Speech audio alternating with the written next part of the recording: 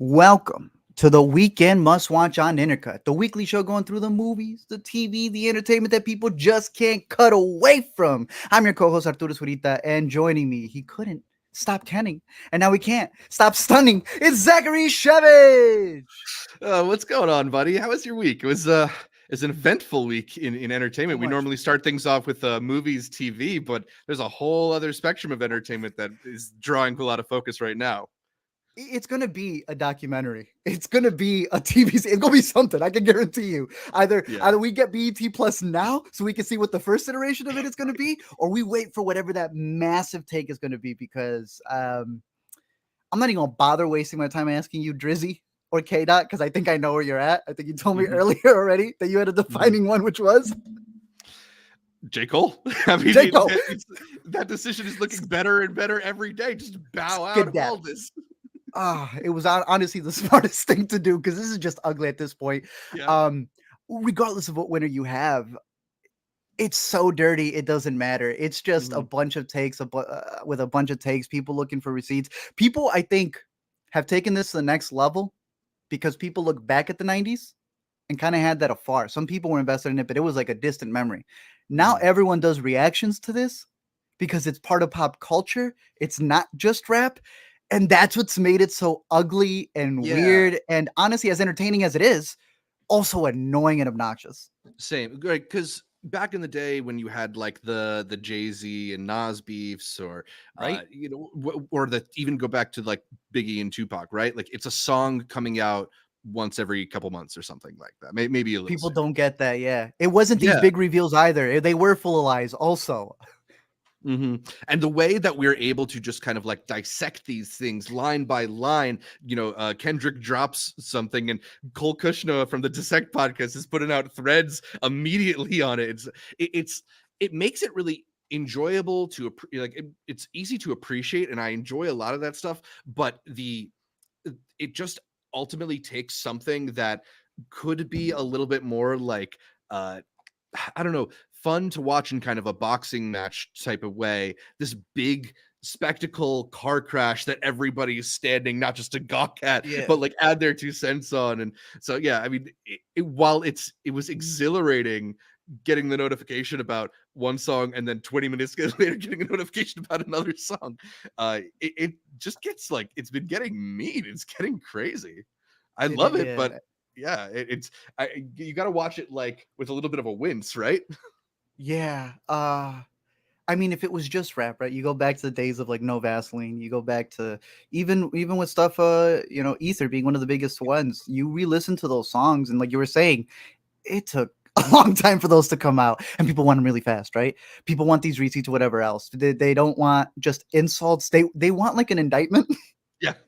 They expect this to end with somebody either in jail or look. I've seen some skits that have been funny. Shout out the RDC boys. They have done some hilarious stuff. Um, but a lot of people like they just want it to go to blows. I wish it was just like a celebrity boxing match. That would be the hmm funniest thing to me. But in terms of just like the bars going back and forth, seeing Kenny drop right after, waking up the next day and him having another one ready to go, saying that he's got 10 more in the chamber, hearing poor Drake just do I know you are, but what am I?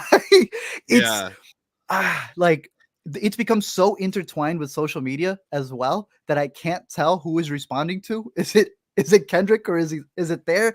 And I want Drake to put up a better fight because he keeps going at a bunch of people. And I wish he was focused. He did the same thing with Pusha. I wish he was laser focused at just going at one person, but he ain't got nothing on Kenny.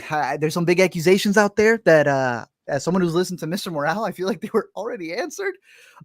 We always talk about, especially in movies, when I think Civil War was a good example of everyone was like a movie about misinformation and information had people posting the same like screenshots of the credits, and I'm like, have none of you even verified it yourself?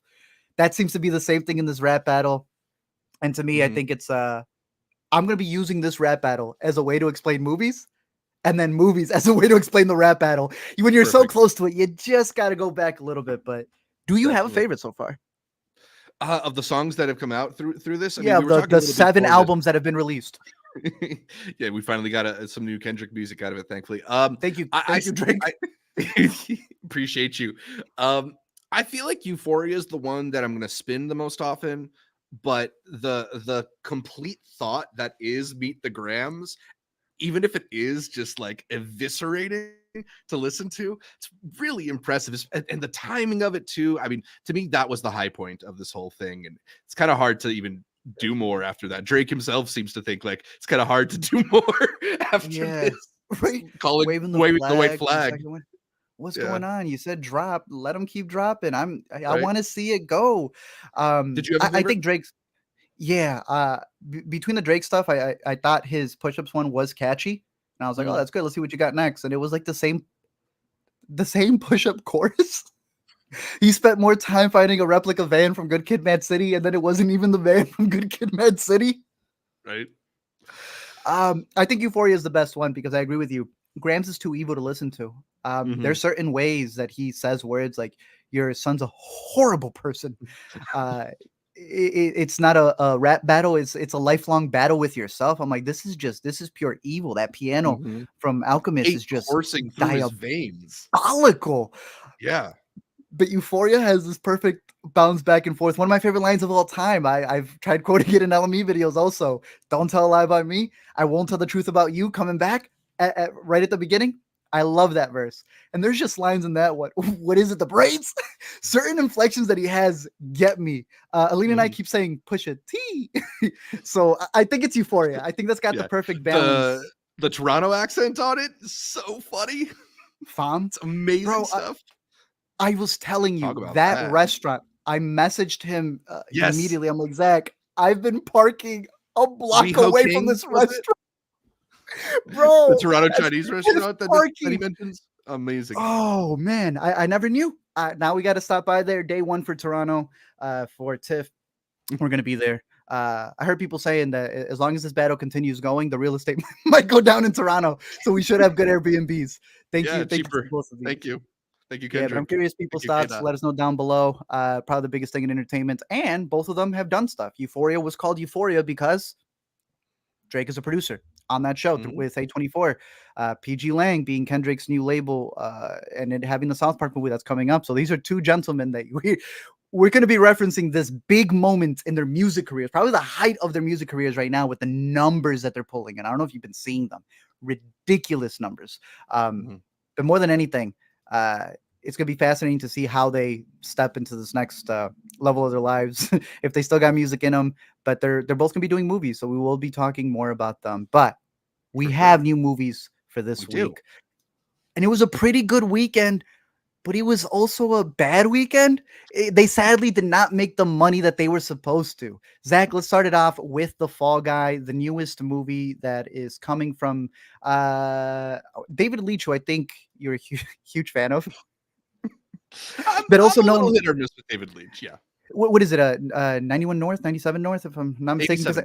87, thank you. Because I know they split with Chad, who also did John Wick with him, Yeah. never having gotten the credit for the first movie, going and doing his stuff, and now David Leitch doing his own things, and they kind of have a split production company.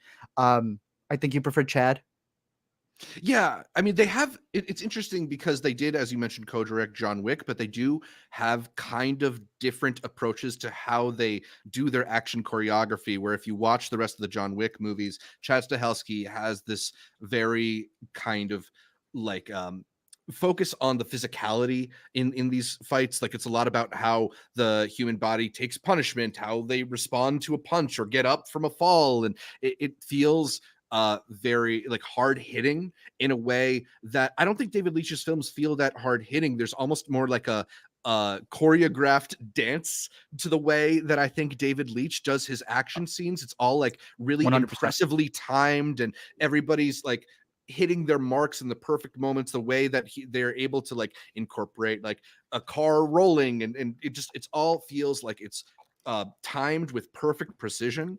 And ultimately, I think I just respond a little bit more to Chad Stahelski's the way he goes about making action set pieces. But it doesn't mean that David Leitch is a slouch by any means.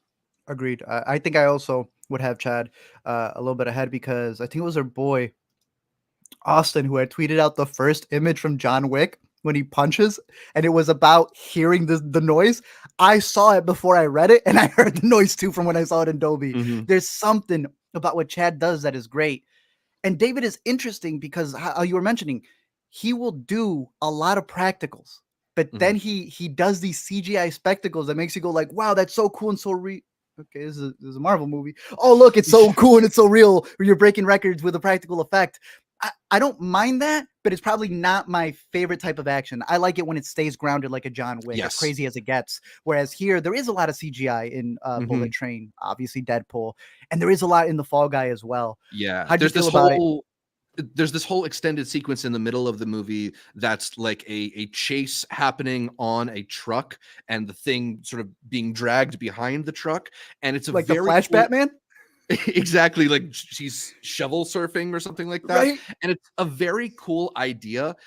When we were at South by Southwest, they had a photo booth set up where we could like insert ourselves into that scene, and it looked about just as good as it does in the movie. Very green screen, very like not he's not actually in peril in this moment, and like That's how it's they shot it. They used that yeah, booth. they use that photo booth. I don't know, man. It like for all of the like hype about like this is a ode to stunt people and this is our dedication to the craft of stunt work, I didn't Yeah. really find myself being blown away by a lot of the stunts in the movie. There were a couple cool ones. There is a Yeah. fall in particular towards the end of the movie that I think is beautiful, like a gorgeous shot and like a gorgeous depiction of like the human body. But Mhm. that CGI element that you're talking about, I think kind of um it got in the way of some of the bullet train scenes for me, and it maybe like lessened the impact of some moments that could have been wildly entertaining in Fall Guy. For I like the fall from the opener because I think Yeah. Ryan said he did that one. That one was Mhm. sick. The way that it just Yeah. gives you like that whole vertigo and he falls for it. The premise in here is that he plays a stuntman who Yes. is like really in love with his camera operator for most of his movies. He's been the stunt guy for a very particular actor. I forget the Aaron character's Taylor name, but it's Johnson. Aaron Taylor Yeah. Johnson's guy. And they have them both looking alike with the blondish tips and stuff. Yeah. I thought there was also And a little because of bit of that, McConaughey in how Aaron Taylor Johnson definitely. plays the guy. Yeah. Easily. The boy was ripped. If there was anybody, I think Ryan had the arms, but this Mhm. man was chiseled in all of his scenes. Yeah.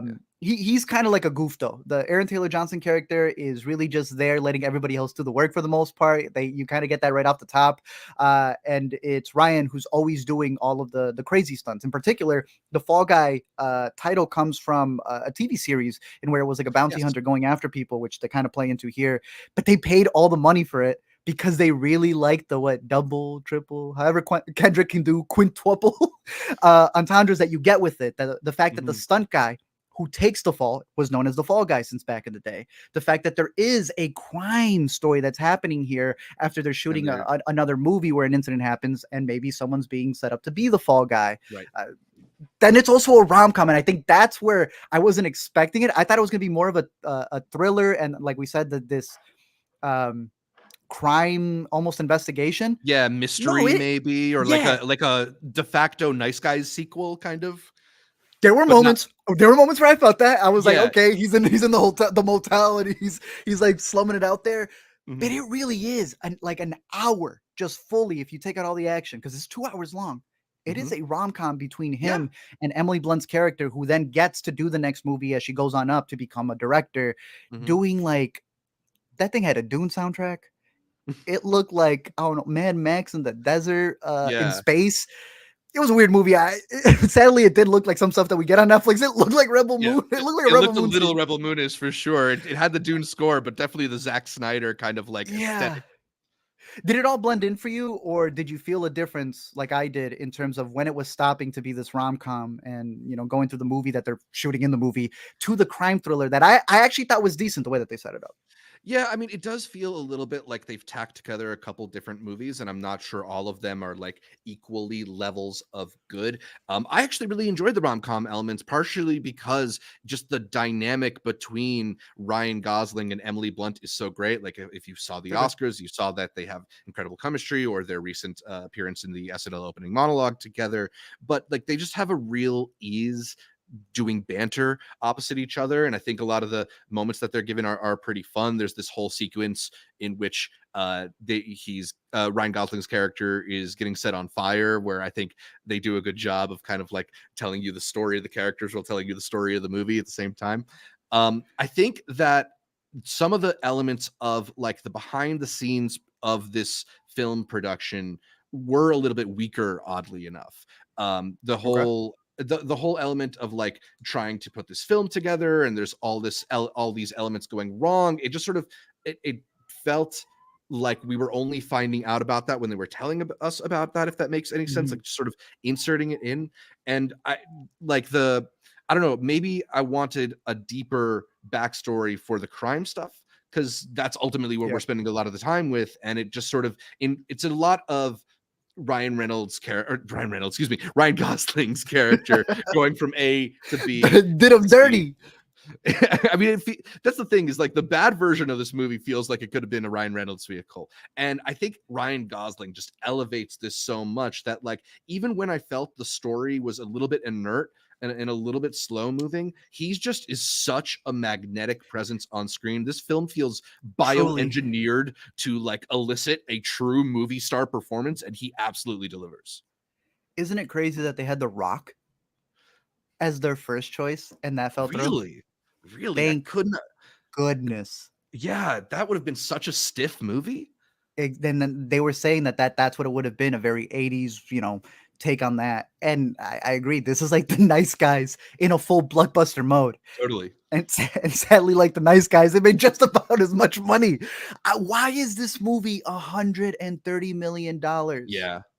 Well, I Look, think that's I the get people biggest. not going out to the theater, but like, come on, that's Yeah, too and I think much. that's really the biggest issue with it, because it's not like the movie made like no money, right? It still Yeah, came right. in number one at the weekend with $28.5 million. I saw somebody point out something interesting that so this is the opening weekend of May, which a lot of people Tell associate them. as the Yes. beginning of summer movie Hmm. season.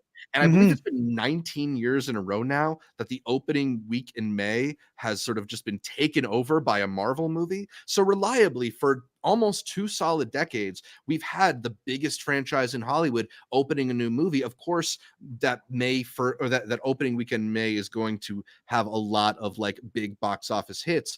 This is a movie that's not coming in with any IP really that people are familiar with. Like it is based on a TV show, but I don't think anybody really knows that. It's got movie stars, but I don't think it has the same kind of like, Oppenheimer, Barbie kind of like hype machine behind it. Hmm. I feel like The events. Yeah, 28.5 is a really solid opening that we would be celebrating if it wasn't for the movie costing $150 million. It's I just agree. bloat. It's a huge bloated budget. Exactly. That's exactly the amount of money that a movie was going to make in this weekend. So it's like, why have it be so much if you knew it wasn't going to bring back that much? Either pick a different day where you could get more. But again, to me, there's so much about budgets that people don't understand, because at that Mhm. point, this is a stuntman movie and the stuntmen are everywhere. If they already got paid for it, so be it then. They got Mhm. their money.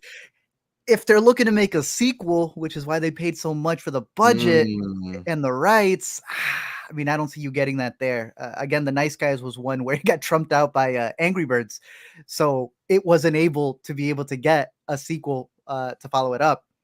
This doesn't really have competition. I don't see it getting legs, especially with some of the really big blockbusters opening next week, like you're mentioning, that come with IP, Apes and such. I, I don't know. I just think it was a lot of money for what to me is an action movie, but it really is an action rom com, and Yeah. rom com should not cost that much. That's the thing. And it just sort of the scope of the project feels a little bit smaller than the kind of stuff that tends to be like Mhm. driving audiences in big amounts to the theater like that. I don't know if you saw people discussing the idea of like whether or not the Fall Guy demands to be seen in a movie theater. And while I Okay. do think it's like a really fun movie theater experience, when we're talking about demands to be seen in the movie theater, it doesn't have like the epics vision of something like Oppenheimer with the Hoyte van Hoytema cinematography and the beautiful score to it. It doesn't have, even the scope of something like Dune, which I think does demand that sort of IMAX treatment.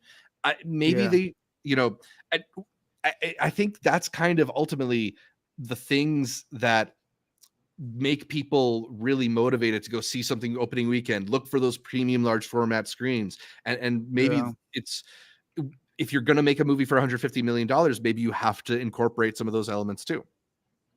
Didn't they? They're both Barbenheimer. They keep True. bringing it up. Like True. True. I'm trying to think what else could they have done with the marketing. They were at the Oscars. They were at Mm, SNL. They've done everything right. I see Devesh saying people always complain we don't get these types of films anymore, but then they don't show up. I mhm. think they did. That's the 20 something mil. It's Yeah. the rest of the people that don't. Like we forget the people who are vocal about it. That is their dollars.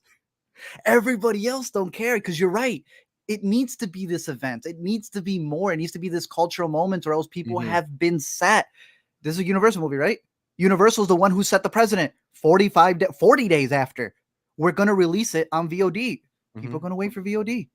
I agree with it. It Absolutely. is worth, I think it's worth going out to theaters to catch it because of the action sequences that are in there. But you're not going to push people to go out there when they're probably already saving their money for the next thing. People Mhm. don't realize you can get AMC. So unless we push that on them, like the A-list, they are saving their $20 for whatever that big movie it's going to be, They also got time constraints. They're going Yeah, to pick only one movie. And I think they've already set what it's going to be for the month. And this is a streaming movie for most people, which is sad. But I mean, definitely.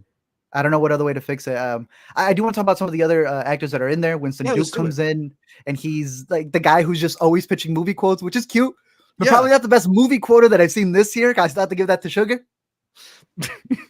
Yeah, true. And that's probably the best thing that we can say about Sugar. But um, I also feel like Sugar's selection of films was a little bit better. I mean, maybe Oh, it's telling. I think like most of the things that Winston Duke is referencing in The Fall Guy are like classic 3-star, 3.5-star movies. And that's sort of how I feel about Fall Guy.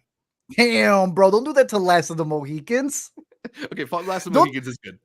don't do that to the Rocky Balboa quote. There was one point though where I'm like, this man just read the quotes and was like, okay, and action. I was like, I don't Yeah, it think you know does not nothing. sound like he memorized that one. Yeah. Um, Exactly. but There was I also thought he stuff. had a fun. I thought he was He fun was in the good. movie. He gets like a fun sequence too. Yeah. um Stephanie Sue comes on. I didn't even realize she was in this movie. I felt like maybe I had seen her in some of the marketing and stuff, but she plays the PA to what would be Aaron Taylor's A-list character. Yeah. I thought she was funny. She has like one specific sequence that leads into a car chase Mhm. that was pretty cool. Yeah, I thought she was good, but I also feel like her part of the movie, you can really feel them cutting around stuff, right? Because it feels like they're really just clipping Yeah, moments together, and there's not a lot of time to breathe with her character. It does kind of feel yeah. like they're maybe setting her up to be a bigger part of if there is a Fall Guy sequel. Oh, damn. Yeah. Because one of the things, without getting too spoilers, is she asks for a certain demand Hmm. when negotiating. And if you pay attention towards the end of the movie, Yeah. they kind of call back to that. That's a good point. And then the last person, I guess technically two more people. Teresa Palmer comes out of nowhere to do a bit that then didn't make sense. I mean, I when the movie ended, I asked Caitlin if Teresa Palmer was actually in it. It happened so briefly, but Yeah, yeah, like it's just such a strange scene, and it feels like pretty unmotivated too. I did not get it. That was very weird. It was so weird. I'm moving on. Hannah Waddingham was fun. She was goofy in it. I think that's one of the characters who, especially early on, leaves a couple of hints, even literally Mhm. because she's leaving like mementos around. And I thought that she was kind of like an interesting character in terms of like what producers are involved with in terms of Hollywood productions, especially with her kind of being like a Feige. Because to her, Mhm. it's like the directors don't matter. It's her production and everything that's being done speaks to her films, and I thought she played it well. But Yeah, it overall, was an interesting character too.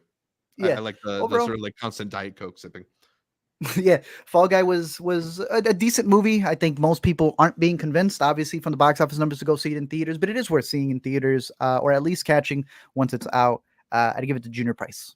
Yeah, I'm probably like around 3.5 stars with it because it's a really fun time. Feels a little bit like thin at parts, right? Like it's not really about much. It's just a good time at the movie theater, Yeah, but it is a yeah, very good time at the movie theater. it's fun. The next one that we have is a. Hold on, let me try to fix this over here. This next one might be a reason for you to actually leave the house, just so you don't have to see this on your Netflix account. We have a movie that is fixing comedy. You know, they say comedy out there is just not the same as it used to. Nope. And that's probably Not just with because the the woke comedy is left. not the same as they used to. Yeah. Bro, I don't care if you right or left. This just straight down dookie sometimes. Yep. Unfrosted, a Pop-Tart story. Is that the full name, or is it just Unfrosted? Am I just I think adding? it's just Oh, it's Unfrosted. just Yeah. Unfrosted. Oh, okay. We cut in the SEO there. What do you call this? Because this isn't our BlackBerry. This No. isn't It like Air. I think in a better world, this would have been the scary movie for those company biopics, the corpo biopics. Like this could have been a movie that makes fun of the Tetrises and the Blackberries and even like Right? social networks and WeWorks and stuff like that. Instead, it is like partially the Pop Tart story, but done with a bunch of like absurdist silly comedy. And I'm a fan of absurdist silly comedy, but it's very dry. And I mean, I don't know. uh I think my main reaction is I just don't know who the hell this movie is for, right? Like a Okay. lot of the humor feels pitched at boomer era people because the references are so like space race, milkmen delivering milk, Right? Jack LaLanne showing up. Like who under But 50 then like doing it as a laughs at meme, something like right? that? Yeah. But then it's got this kind of modern zippiness and cynicism to it, the way that they sort of like talk about corporate culture. There's a whole like January 6th sequence in there, yet the humor is really base level, and like the references are to like children's cereal mascots. Like I've settled on this is a movie for like a hyper literate preteen in 1975. Like I just don't understand the Venn diagram of interests where someone would find all of this to be very funny. Some of it is funny. I laughed a couple times. A lot of it is not funny. Is it, that must be the wackest test audience ever. He probably did like a Larry David jury thing, like nope, nope, nope, until he got like a Yep. very specific crew. He's like, now they like it. Yep. Yeah, dude. It's supposed to be the story of Kellogg's and how they came up with the Pop Tart, but more so that they didn't come up with the Pop Tart. They were just the first to brand it better. Where are the jokes with that? Like, that's a Right? funny theme. There's so much to like in the movie. This man hired every comedian under the sun. I was perplexed by how many cameos, dude. Anybody that you thought was funny between 5 to 30 years ago is in this movie. There's some recent ones. Don't get it twisted. I like some of the people who were there. Snap, Crackle, and Pop were funny. Literally, No, those were the they weren't three funny. exceptions. Yeah. Those were the three exceptions. Oh man, they Shout out Drew have. Tarver. Shout out him, dude. I could not believe it, bro. I was like, damn, they didn't tell you. You just heard it was your idol and you showed up. Yep. That Yep. sucks, dude. They have one cameo that I don't want to spoil from a series that I haven't like fully gotten into yet, but I respect the Mhm. hell out of. How'd you feel, dude, seeing that? I mean, Because that man also wants to be a comedian. right. I mean, it's like when you watch a Super Bowl commercial and it's like, oh, they really needed that much money. They Mm. really needed to take this gig. I mean, And it's look, worse because they it's not played Matt the Weiner characters. level Yeah. writing. Yeah. Yeah. Overall, it is supposed to be this competition between what's her name, who's from Post, if I'm not Yeah, mistaken. Amy Schumer runs Post, and Jerry Seinfeld plays an executive at Kellogg's, and they are competing over the next innovation in breakfast goods. And And then, like Zach mentioned, there's the Milk Mafia, and then there's Chef Boyardee, right. and then there's I Space thought of doing Race, it, man. He was funny and recently. then JFK being played by Bill Burr. Bill Burr. Look, there's a lot that they throw at this movie. A lot of the references, like you're mentioning, are stuff that'll make you go like, "Oh, they mentioned Tang." That's crazy. I used to drink Tang. Like that. That's the whole Right. bit of how the movie's written.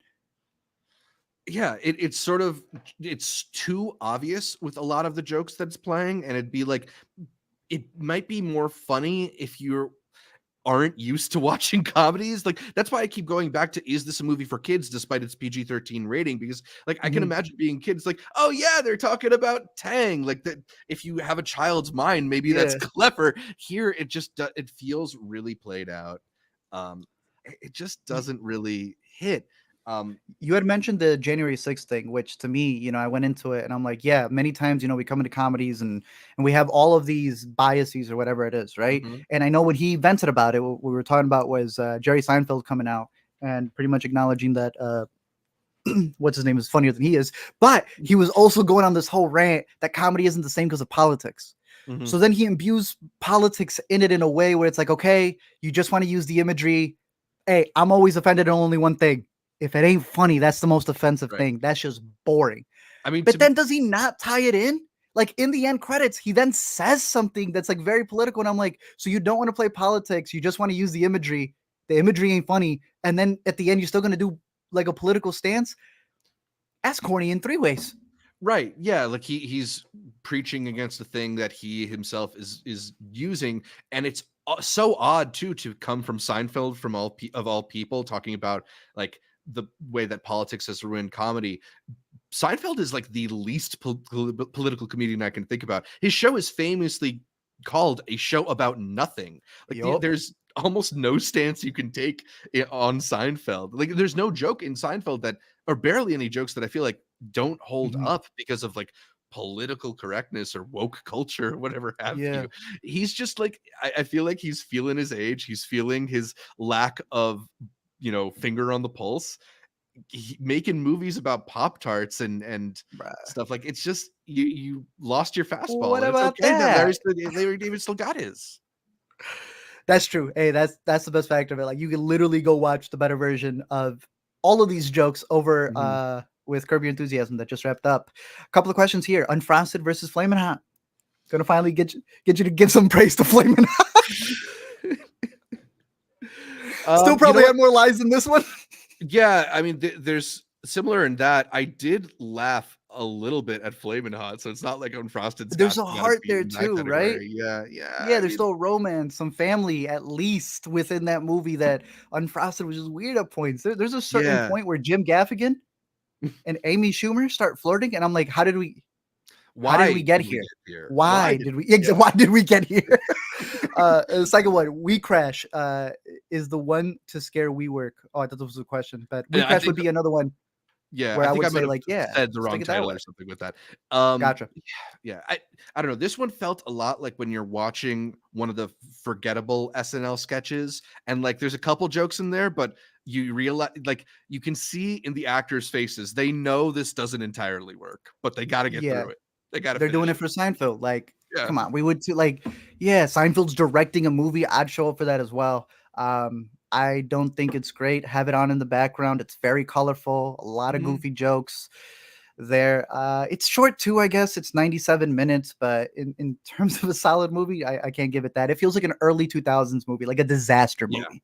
yeah. It really So belongs on funnyordie.com. Like, if anything. honestly, Yeah. not the best, but that is Unfrosted playing on Netflix. Let us know your thoughts down below as we move on to a double right here. Two movies that are young adult oriented. I don't think they're both based off books. I think only one is. We'll start off with the one on Max, Turtles All the Way Down. Yeah, so this is a new film that is adapted from a John Green novel, joining the legacy of films like The Fault in Our Stars or Paper Towns. John Green's made a whole uh, enterprise out of this kind of Yeah, movie, and even appears there, right? yeah, he's even got a cameo in this one as a gym coach or gym instructor, Cute. something like that. Yeah, cute, cute.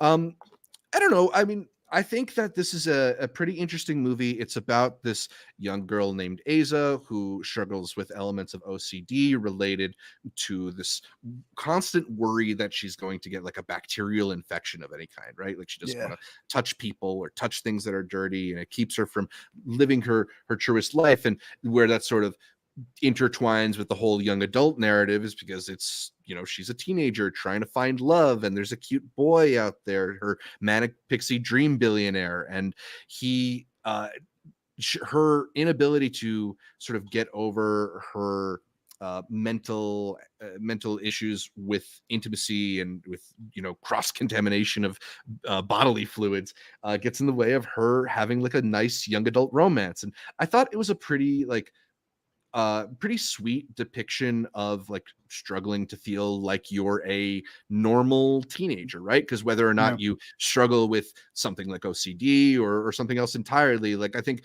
the idea of wanting to feel normal or wanting to feel like you can do regular things or have like a life is a relatable one.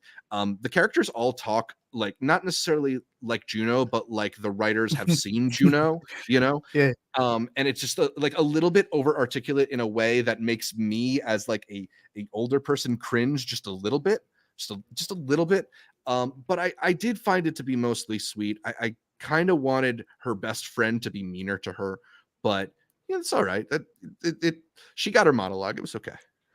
This next one, it's got the meme best friend you're looking for. But shout out Hannah Marks. I think she's done some really good stuff, going from acting to a lot more directing, which I think is really cool. I think we both like Don't Make Me Go, which is out on Prime.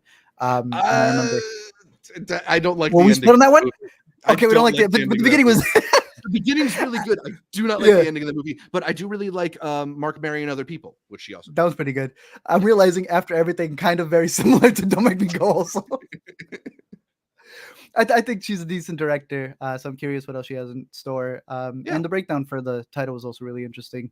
But the other one is out on Hulu, the other YA movie called Prom Dates. And this is the one where both best friends are extremely mean to each other. It's a very wonky movie because this is obviously super bad again.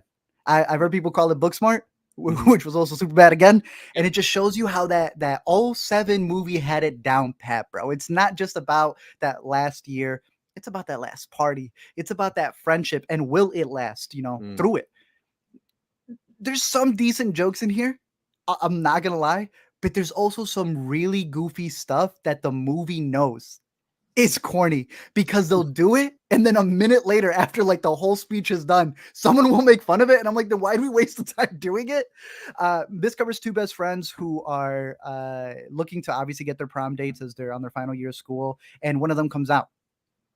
The other one says, I know you've been, and it talks about like her coming out as well. And that's where I realized this actress on the right's from Ginny and Georgia. All right. Bro, they have her do the same jokes every single time. If she's in a movie, they're going to talk about her hair being curly and then going straight. This girl said she came out to her friend as black. I I don't know if that was a joke I didn't get, but the friend didn't find it funny either. And it's a movie where, in her coming out, she's trying to figure out who she wants to be with. Her friends, obviously, they're both kind of selfish in what they're going for, the relationships that they've been in. And again, just like in Superbad, just like in Booksmart, you're gonna get to that point in the movie where after all of their shenanigans, they end up hating each other and then they recoup. This movie does it like 3 more times, I guess, just to be different. But it's like, bro, how many times are we gonna do this? But there are moments in this movie that did catch me off guard. There's one where they're having their whole cliche, like yelling at each other at a school like fountain, and there's like a Mhm. couple not proposing, but like kind of having a cutesy moment, and they're like, "Can you guys wrap it up?" And they're like, "No." And they walk away, and she says, "I hope you didn't get your wish." And the girl says, "Well, I did. It was for your face to be messed up." And at that point, they fought. I'm like, wow, that's a really good back and forth. And then they'll do some really corny stuff. So, if you're a fan of Booksmart, this is like the junior to that. It's out on Hulu. I would recommend a couple of other ones, kind of that are on Hulu, like and I'm even blanking on it. I don't know if you remember the one that had the actress from Moana, Oh, who jeez. I got it right here as it pulls up. But Crush. I Yeah. thought Crush was a Oh, much better movie. Has very similar themes. Is much better directed. And I will give it the one thing that both of them share is this idea that you shouldn't just be looking for the one or a partner. Look for people who are like you, that you can befriend and actually understand this new state of your life. That was very well done. So I recommend Crush. But if you're curious, catch Prom Dates or Turtles Down Below. Turtles all the way down. Turtles all the way down. Sorry. It's a strange title, and I don't know if I even feel like I understand it any better having seen the movie. Like there's a whole Yeah, secret. even There's a lot even of the way that they break it down. yeah. It's like all right. I mean, there's a lot of Okay. quotes that I kind of looked at side eye in the movie. Like they have this one phrase they repeat: "Nobody says goodbye unless they want to see you again." No, famously, we have a phrase for that. It's called "See you later." See you later. Yeah. They say things that make you go like, "Ah, wait. Like it sounds Yeah. good, but then you sit with it. Yeah. Yeah. Ah, one that people sadly have not been sitting with the way that we've been hoping to is this one that we caught at South by, one that was actually our final film and we had a really good time with. Mm-hmm. The idea of you, based off of what I think was supposed to be fan fiction, again with Harry Styles, but now done to a degree where you have great actors. Anne Hathaway, like, and I like, Mm-hmm. but I don't think Nick's had a bad role. My man may have not had the best movies, but he has killed every role that he has been in my opinion. Like even in Cinderella, and that movie is trash, and he kills it here again.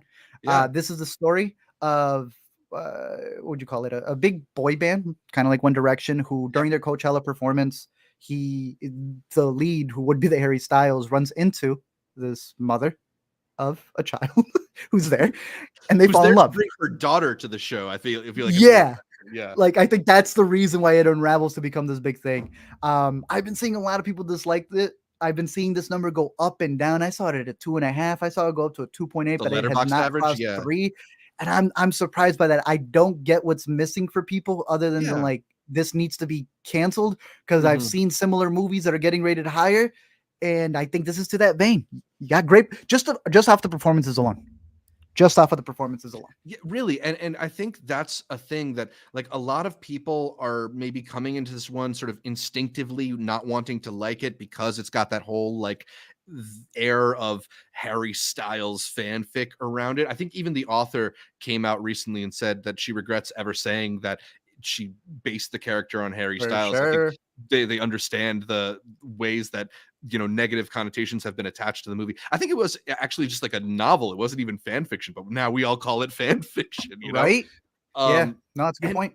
but it's a shame because like you said, it's the performances in this movie. Like they talked about when we saw the Q&A at South by Southwest that they would do chemistry readings, and like they clearly did because they found a pair of actors in Anne Hathaway and Nicholas Galitzine who are just electric off of each other. Like the riz is through the roof in this movie. It's so charming, and I just feel like it's a really fun kind of internet era Notting Hill type of romantic comedy. I agree. I think the music, as we had also heard, was done by a guy who had to create a bunch of top 40 hits, do the Mhm. whole back catalog of what it would have been for One Direction. I even think the way they play out the story. I'm seeing in the chat that I guess some people don't like certain lines that were said, which I think kind of misses the point of the movie because I even think the way those lines were flipped, you don't disagree. Don't you hate when people get mad at a line that they don't disagree with? Yeah, Like they the just line is saying what you agree with. You just don't like a certain buzzword said. Like what? yeah, like it like if you and I can sit down and have a discussion where we talk about feminism, why can't characters in the movie mention it? It's not like they're Yeah. like debating the merits or whatever's of feminism. They're joking about how he's a feminist. That's so nice. It's also just funny. I think it's Yeah, it's inverting it. very funny. Through They then tears, take it to come the on. they take they take it to the next level in actually answering a lot of like questions that I would have had from this scenario. How does it affect the daughter? And I'm like, okay, y'all didn't have to have that much of a dramatic scene though. There's I don't want to spoil the movie towards the end, but No, just the way but that things play out, I thought was very mature. yeah, I really like that element of the movie because, like, obviously, this is a movie about an age gap relationship. This is a movie about dating a celebrity. This is a movie about a divorcee with a grown child of her own who has lingering issues with her husband's own age gap relationship, sort of like Yeah. flipping the script with it. And rather Yeah. than just make all of that the subtext or the stuff that like you and I talk about on a show like this, they address it in the movie in a way that I Yeah. feel like is very true. It's very knowing. It's not like It's trying clever. to make excuses for the character. It's just recognizing that a lot of people are really in these situations and that Yeah. they choose to navigate it. And it's not all peaches. Like I think they actually go through stuff. You get to see the repercussions, which I wasn't expecting. And I agree. I think a lot of people see a movie like this and go, "Oh, okay, so it's fine when the woman does it." I don't know where you're getting that from because it's also saying that what the husband did is allowable. The way he did it was the problem. Right. He had cheated. Like that's the issue. If anything, allowing this it lets you say, hey, if you want to have a relationship that's also the same in reverse age gap wise, go ahead. I don't think some of you can because you got to find someone who likes you first. But it's not denying the other, which is a weird take for the movie. If anything, it's saying find the person appropriate age-wise, in the era of BBL Drizzy over here, but uh they actually Don't worry work about it me, out that Chang. it feels like something that makes sense. Two people that actually connect for a reason and have their ups and downs. And I thought it worked. I would recommend it. I would have even said to catch it in the theater because the crowd that we saw it in was like super invested in it. This feels a little bit above what is your average streaming rom-com. And it's available on Prime right now. Absolutely, because it's on streaming, sit down on a nice night with a big glass of wine and really enjoy yourself. I think it's just it's a great time. I ended up going 3.5 stars on it, and it was not a Nice. movie that I had any expectations for going in. None, bro. We were almost gonna go to a restaurant. We Right. had some fancy stuff to go hit up. We're like, all right, let's go see it. It was decent. It was good. Speaking of some really good stuff, Hacks. I mean, this is practically Ooh, our recommendation for the week, right? At this point, it's the yeah. premiere of Hacks. I think it's hitting on all cylinders. I don't even know what else to say other than go catch up on it if you haven't. I am so glad it's still here. I think they had to sacrifice the other two, but that wrapped up okay. This one did not wrap the way I wanted to in season 2, so I'm glad they're back. Yeah, I'm so glad they're back. The show about Deborah Vance, who's this older female comedian, sort of kind of like in the Jerry Seinfeld mold of like kind of a legacy comedian For who sure. maybe wasn't at the top of their game anymore, and their assistant played by Hannah Einbinder in the third season. Now Incredible. they've sort of shifted their positions in that Hannah's character is off doing some other writing, and Deborah's character just put out a new special. And I think this we were worried that they were trying to put a wrap on the show given the way season 2 ended, but it's clear that what they've done is just sort of like open up a new avenue where they can Yes, have this sir. different kind of relationship now. And I just really really love the dynamic between those two characters, those two actors, the whole cast of the show, whether it's like Paul Downs, Megan Stalter. It's just so funny. They've put together a really hilarious collection of people here. I really love it. I love the dynamic. I think for people like us who are, a bit nerdy about comedy, seeing two people like figure out bits together is just Yeah. so enjoyable. There's some of those writer room scenes that they have that frustrate me, but then when they Mhm. crack it, I'm like, let's go. And I Or agree with even the you. way that they'll like play with each other, right? Like there's a hilarious moment in the season 3 premiere where Deborah sees Hannah Einbinder's character. I'm forgetting the character name right now, Mhm. and doesn't comment Ava. on her hair. So then Ava goes to her later and it's like, "What? Nothing about my hair?" Like she wants to be kind of roasted. Yeah, it's so cleverly written. And then it's funny for sure. I think they're hitting jokes like probably better than they have in the previous seasons. I want to say it's higher because the last couple of seasons have been great. But then the drama's there. Ava's going through the stuff with her girlfriend. You have other points of like, what are you going to do with your next job? The boy who you were mentioning, Jimmy and Kayla, are trying to do their own thing as well and trying to Yeah, get their own clients, but they're not really great at it. It's just fantastic all around. I would highly recommend it. It's going to be my weekly watch, easily for sure. Hack definitely. season 3. Yeah, it's such a fun show. I'm so glad it's back. Keeping on for our final one in the comedy realm. Yeah, Did you catch it all? what made Did you you laugh catch it more, live, Hacks or this? I did not bro? catch it live. Okay, I caught it live, and it was. I mean, I'm assuming they kept everything in there. I don't know what you cut out. The roast of Tom Brady has some of the most cringiest moments, and then some of the most insane burns that I have seen. Yo, this had me for a lot of moments. I don't know if you have a go-to joke or person, but I I have a mean, couple. I thought that from what I saw a little more than half of it. I thought Nikki Glazer absolutely killed it. She doesn't always Thank hit you. from me, but Yeah, no, I don't know what she was doing. it She was on was like steroids. it was a pretty legendary roast bit. Just the whole bit about crypto and the No, Gronk. stop, bro. No, You my know that's not brother real money. texted to me, bro. You're watching this, and you know that this is one of those where the moment she finished her set, someone's gonna film it and put it up on Twitter. Yeah. Immediately this morning, I saw people doing that. No, she goes up, and my brother immediately goes, "Me know that no real money." Bro, Hilarious. she was so funny. Yeah. Even like Perfect Kevin set. Hart, who obviously is somebody who could be like pretty up or down and a lot of times down, I thought was Yeah. really on his game as the host and had some pretty strong jokes. Yeah, I agree. He was doing a really good job at moderating. I think was able to set the tone. I don't know if you got to see the beginning of it, but like he Mhm. just ripped into it. Was able to Rip set the up a lot Band-Aid of off. what people. Yeah, and I thought that was really good. I thought they did some good crowd work. Obviously, there was some awkwardness here and there with it being a live event, but for its first like roast live event with that many celebrities in there, Yeah. nah, with that backed of a crowd too, that was insane. And I think as I pull up some of the other people here, I gotta get some bad ones, bro. What was your boy doing? What was he on? Wait, I actually didn't see his bit. Tell me what happened with Ben Affleck. My Legendary man went out Bostonian. there. So they said they were gonna get a Bostonian, right? And I thought, okay, maybe Wahlberg, right? Because Ted 2, they had a movie together. Spencer Ben Confidential, comes out, Netflix. and this dude goes on a tangent about haters for like a minute. I mean, it I is had no idea, Free Kendrick weekend. bro. I had no idea. Like it literally led to Tom Brady cracking his phone to say "f the haters."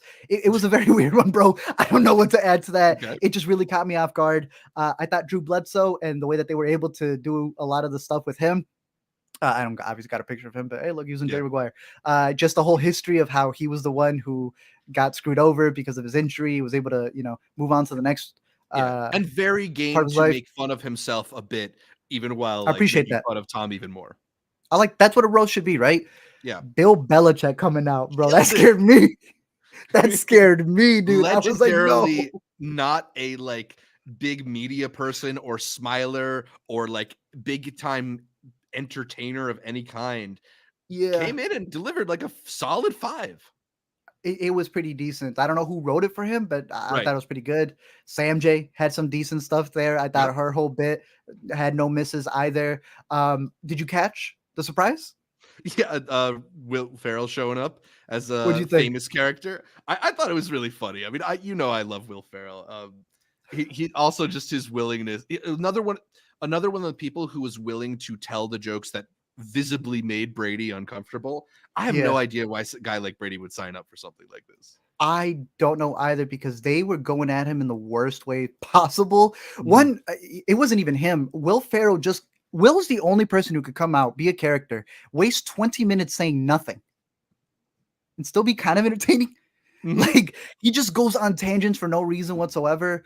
I know you hate the boy, but Andrew Schultz was ripping them all new forwards, backwards in every way, shape, or form. Everyone going at the Giselle stuff was insane, bro. Because every Yeah. joke was funnier than the last. Oh, Um, Nikki Glazer's one is it's Nikki Glazer's still was the best one though. so It's good. unbelievable. Yeah. I because it's good the moment one of them roasts, and then everyone goes off that one. Right. As Nikki said, as Nikki said, as Nikki said, Yeah. you got 7 rings. Well, sorry, 8 after your wife's return to hers.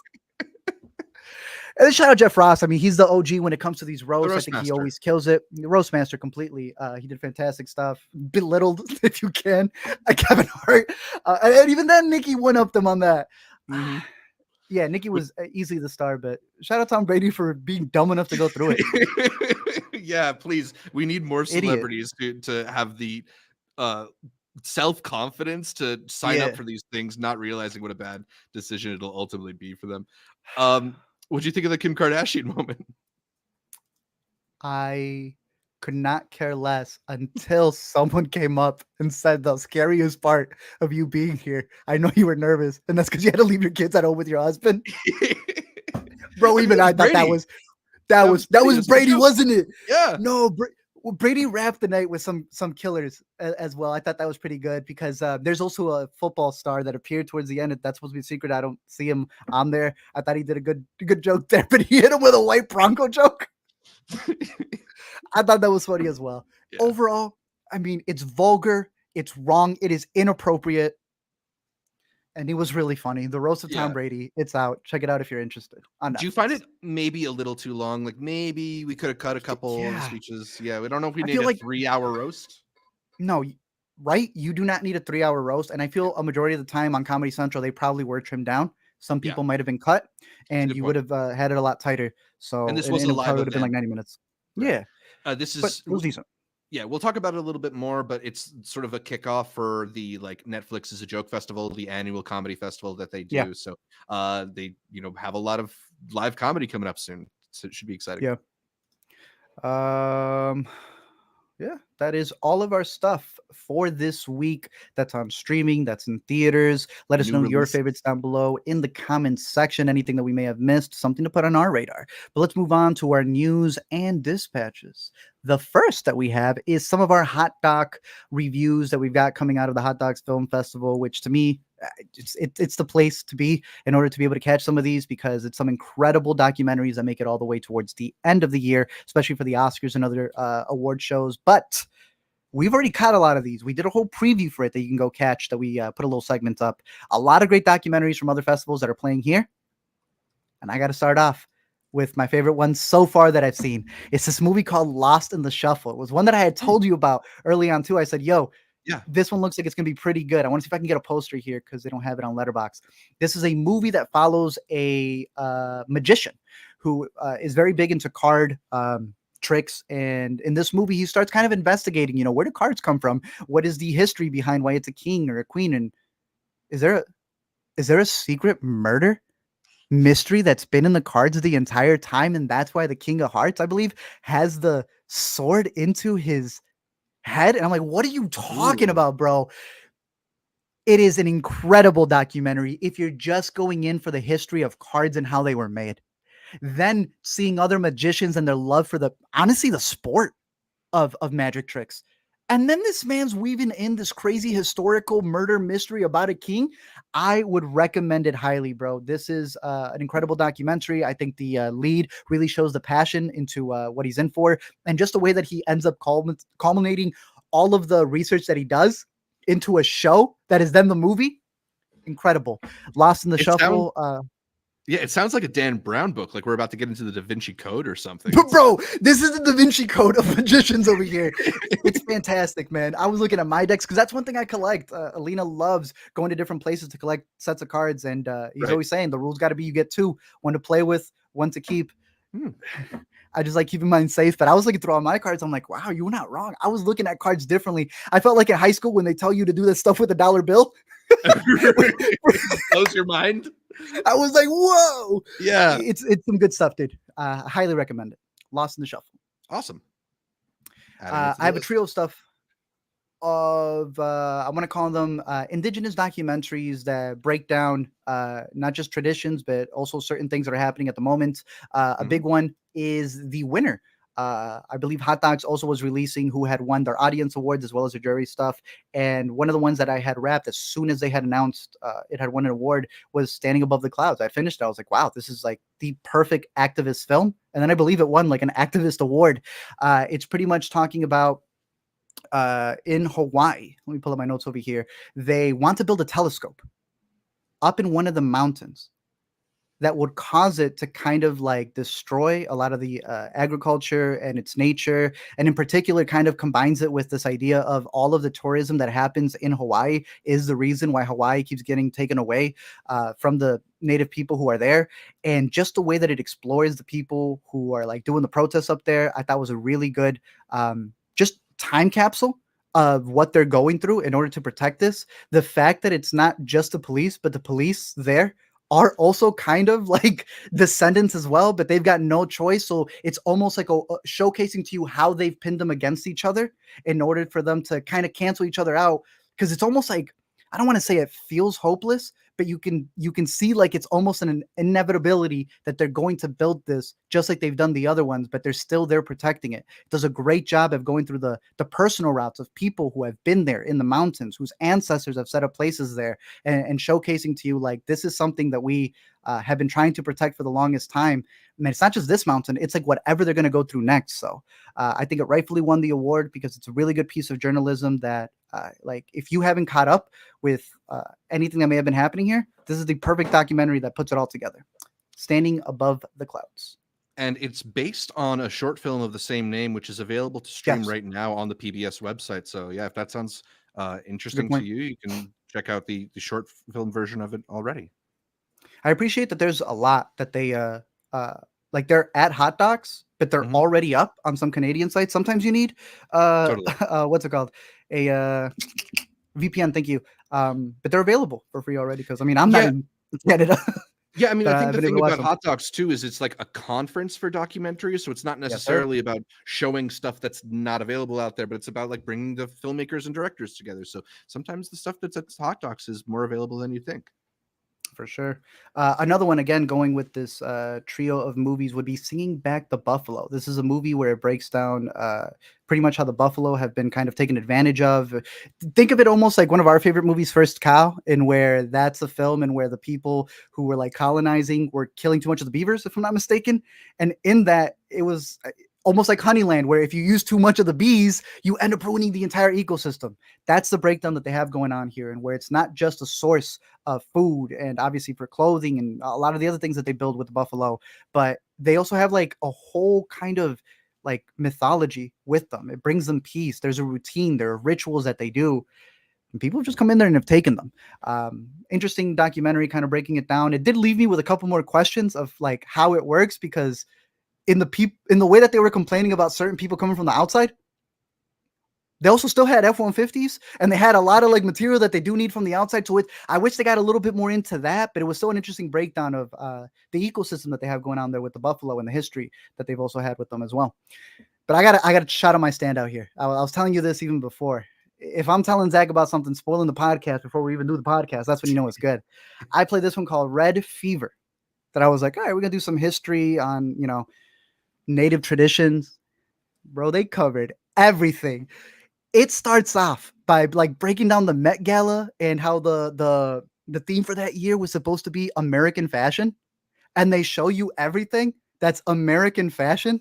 Man, they cut to Nope and the little jacket that he had, with the tassels. They cut Yeah. to Barbie and Ken. I'm like, Ooh. whoa, what are y'all doing here? And they're like, all American fashion is indigenous fashion. And I'm like, okay, you're gonna cut to some archives, bro. They cut to the lady whose father like created the headband. I was like, let's go. All right. They then start breaking down sports. We all know, the Washington Redskins, and you still got the Super Bowl winning dynasty that is the Chiefs. You got the Indians, you got the Braves.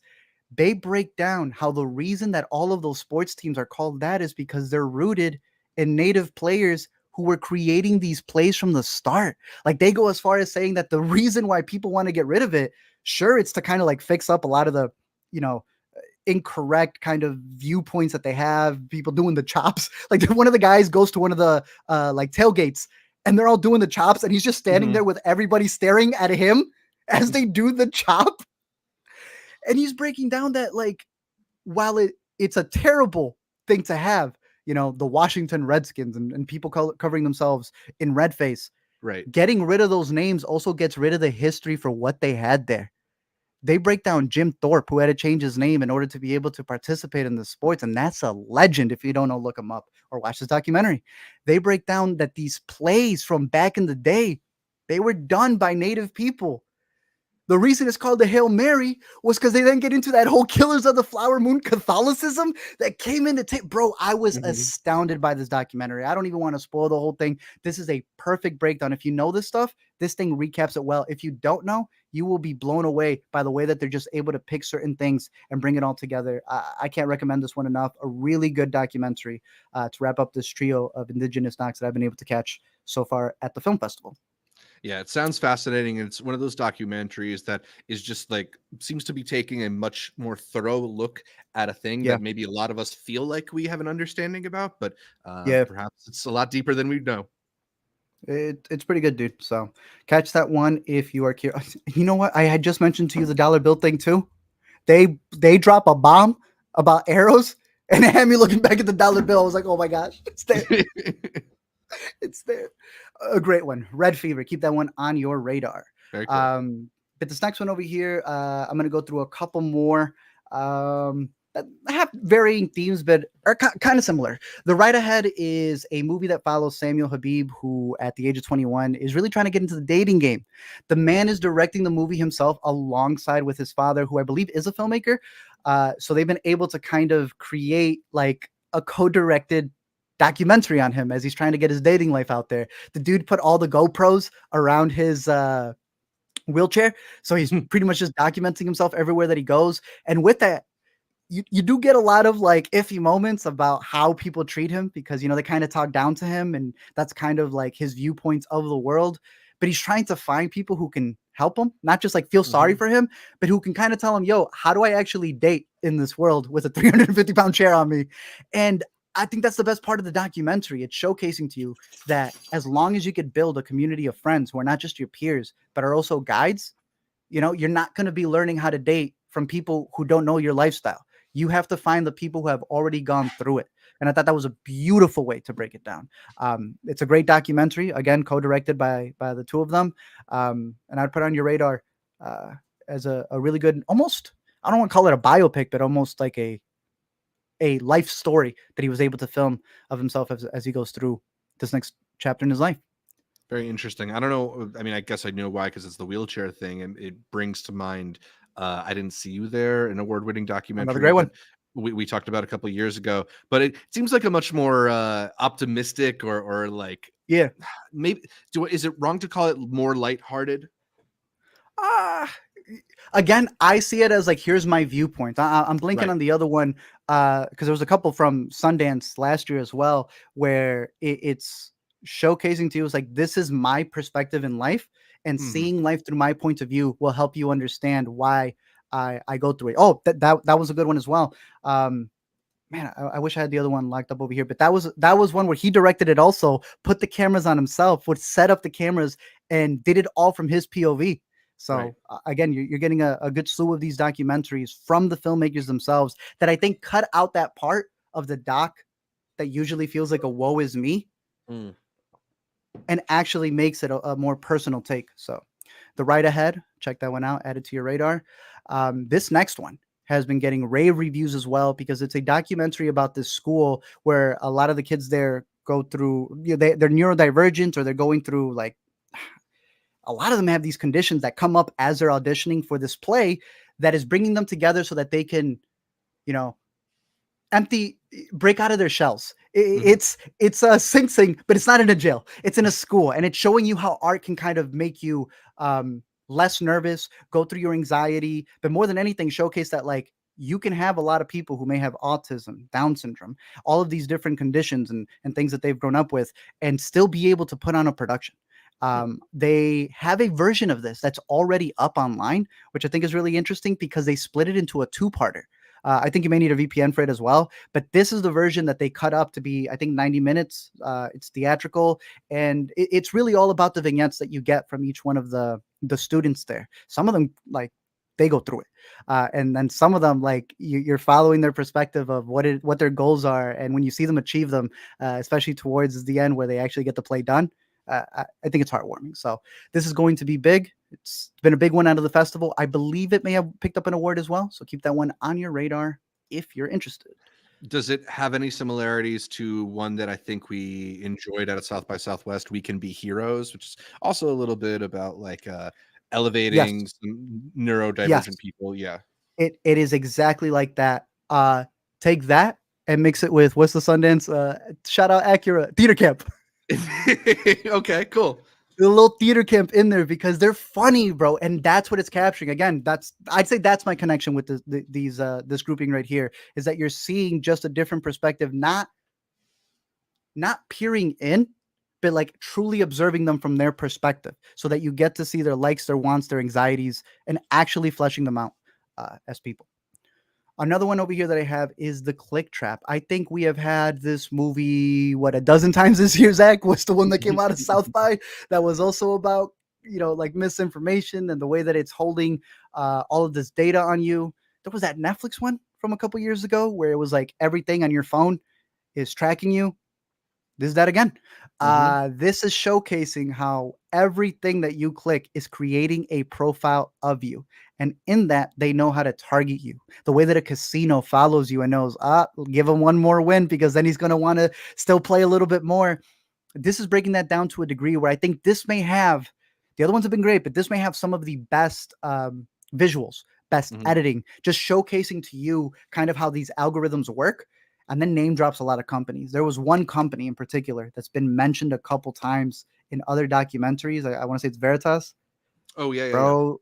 Yeah, these people are nasty, dude. Mm. And the way that they break it down is it's I think it's gonna be eye opening for a lot of people, or it's just gonna be the same documentary that you've seen again. The one big gripe I would have is that they have a couple people there who are like they're those people who are so set on stopping something that they'd be willing to like take away rights and they'd be willing Mm. to do some like scummy things. Every time there's like one particular talking head that came up and I'm like, I just don't like you, bro. And I'm not dismissing the doc because of him. But if he saw a doc and didn't like something, he'd dismiss the whole thing. I don't like people who move that way, and there is a little bit of an inkling in this doc that carries that. But I think it's still a really good breakdown of the way that everything that you interact with online is keeping a profile on you and just observing you and using all that data and information on you and abusing you. So the clip trap, exactly how the title describes it. The next one that I have was one that really intrigued me. It's very short, 62 minutes. Smiling Georgia. Politicians wanted them to vote for them. They said, we'll help you with your teeth. You know what? We'll give you new teeth. Remove the teeth. Lost the election. Never came back. Bro, again, it's only 62 minutes. It's showcasing these families that like have no teeth because these politicians swindled them for a vote. Crazy. And then has people from the election, like the politics, come in to like almost film them. And I kid you not, this is the documentary version of what was it called? What's the movie from Looney Porn? Oh, Do bad not luck. expect The End of the World, the new Radu Jude film. Yeah. do not expect too much from the end of the world. Yeah. That is the real life version of this. When a lady comes out, I swore it was like the Nina Haas character.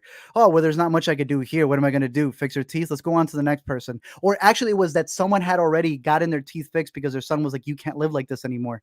So she showed up just to capture them in turmoil and was like, oh, your teeth were fixed. I have nothing to gain sympathy from you from. Let's go to the next one.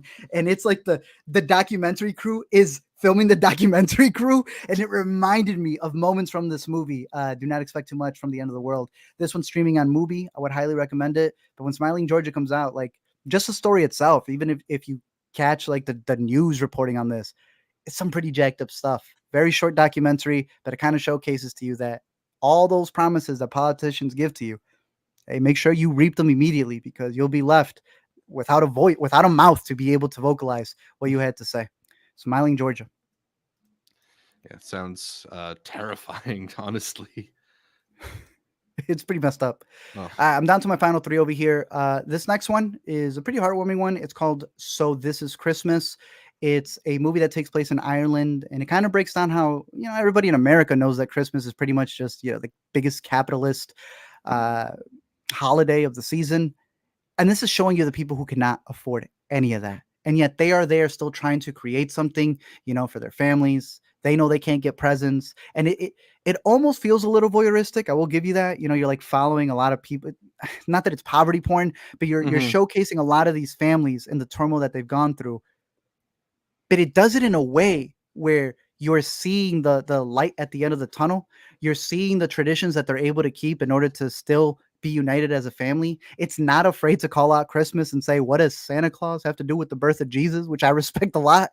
But it's also able to showcase to you, when you have these, again, traditions, these annual things that bring people together, there could still be truth there when you're not making it all about who's got the best gift, who's got, who's one-upping the other person, but it's actually about community. So This Is Christmas.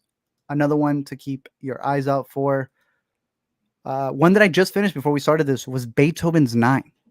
A really interesting documentary that takes the breakdown of Beethoven's song and the production of that, and then compares it to Ukraine.